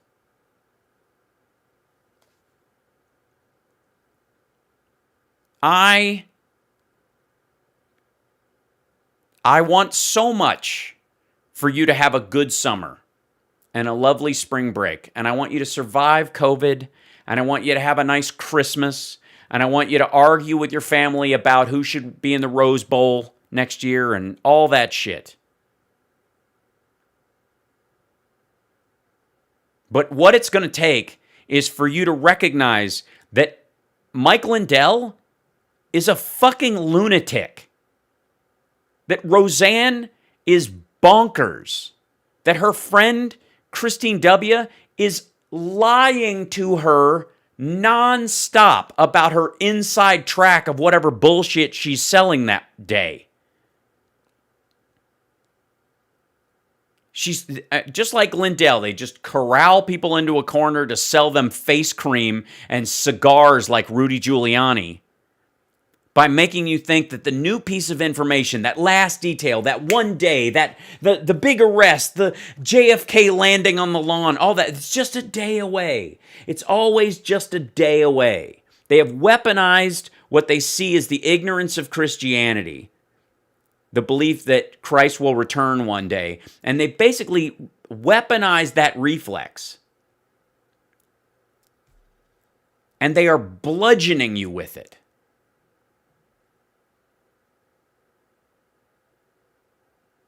I'm dead serious here. I mean you no ill.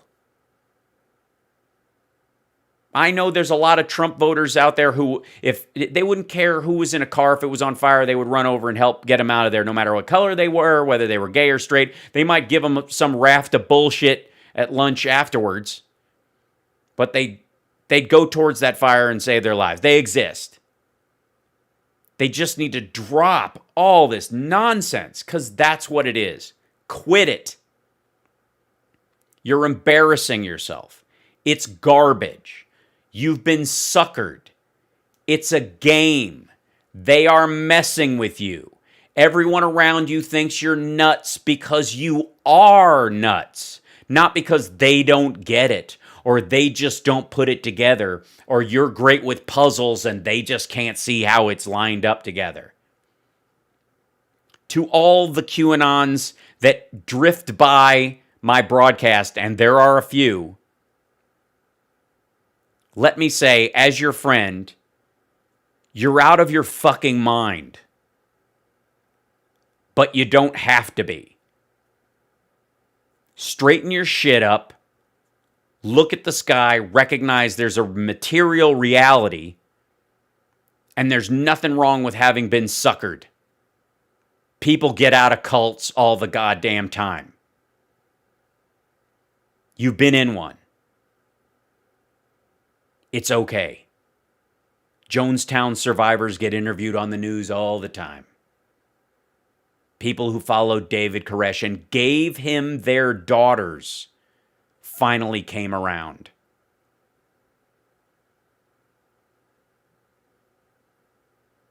I don't know what it takes to go that far into that level of delusion. But I've watched so much of the shit you guys watch. And while I can see it's clearly bullshit because I recognize the bullshitters that are selling it to you. The most important thing is you can walk away. You can drop it. You can stop buying the lie. And Thursday, that's going to happen for you again. Just like it did after the election, just like it did after they called it for Biden, just like after they all the states certified, just like after all the court cases failed, just like after the 6th, the night of the 6th when the Senate went in and finished. Every single time they move the goalpost, next time it's going to be. Next time. It's right here. Well, it isn't. What's right here is your life. Friendships, relationships, loved ones. People are dying from COVID because people think it's a political act to not wear a mask because it's slavery. Listen to yourself.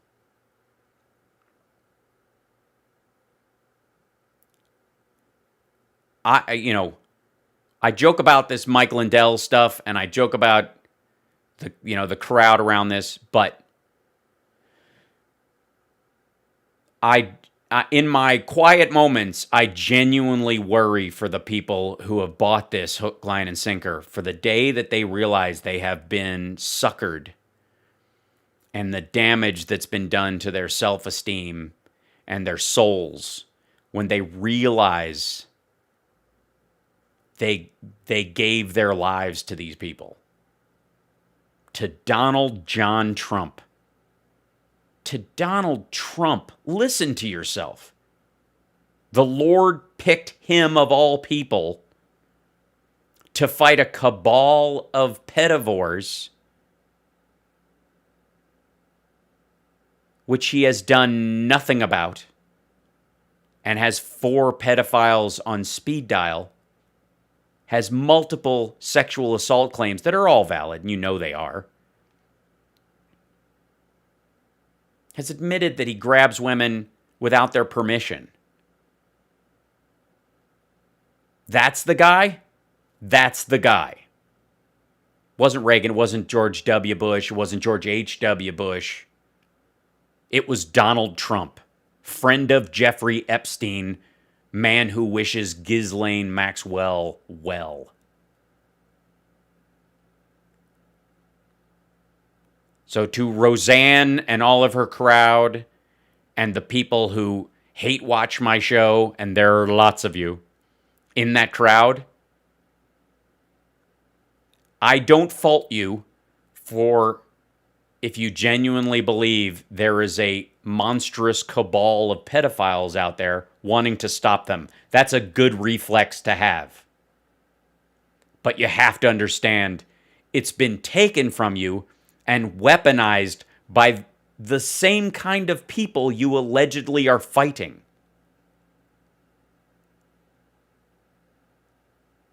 I am continually stunned by how you can't see that. And you will. You will. Wednesday, you'll have some denial. It's going to happen tonight. Oh, it's actually tomorrow. Biden's not really president.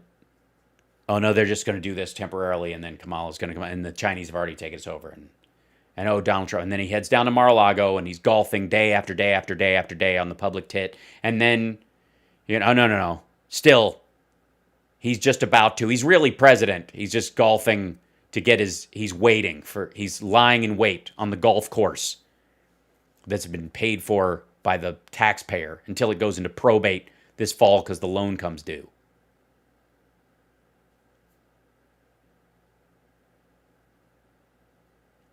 I don't normally post show with this kind of a monologue, but I had the volume of Life, Liberty, and Levin and Maria Bartiromo and this Newsmax clip and this dude and him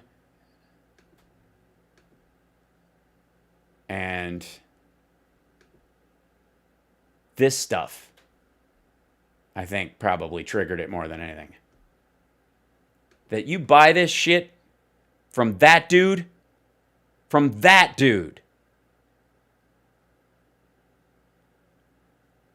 I swear to God, if you guys had lined up behind Mike Pence, I'd almost bought it. Oh, Pence is a true man of God, and he's really running things.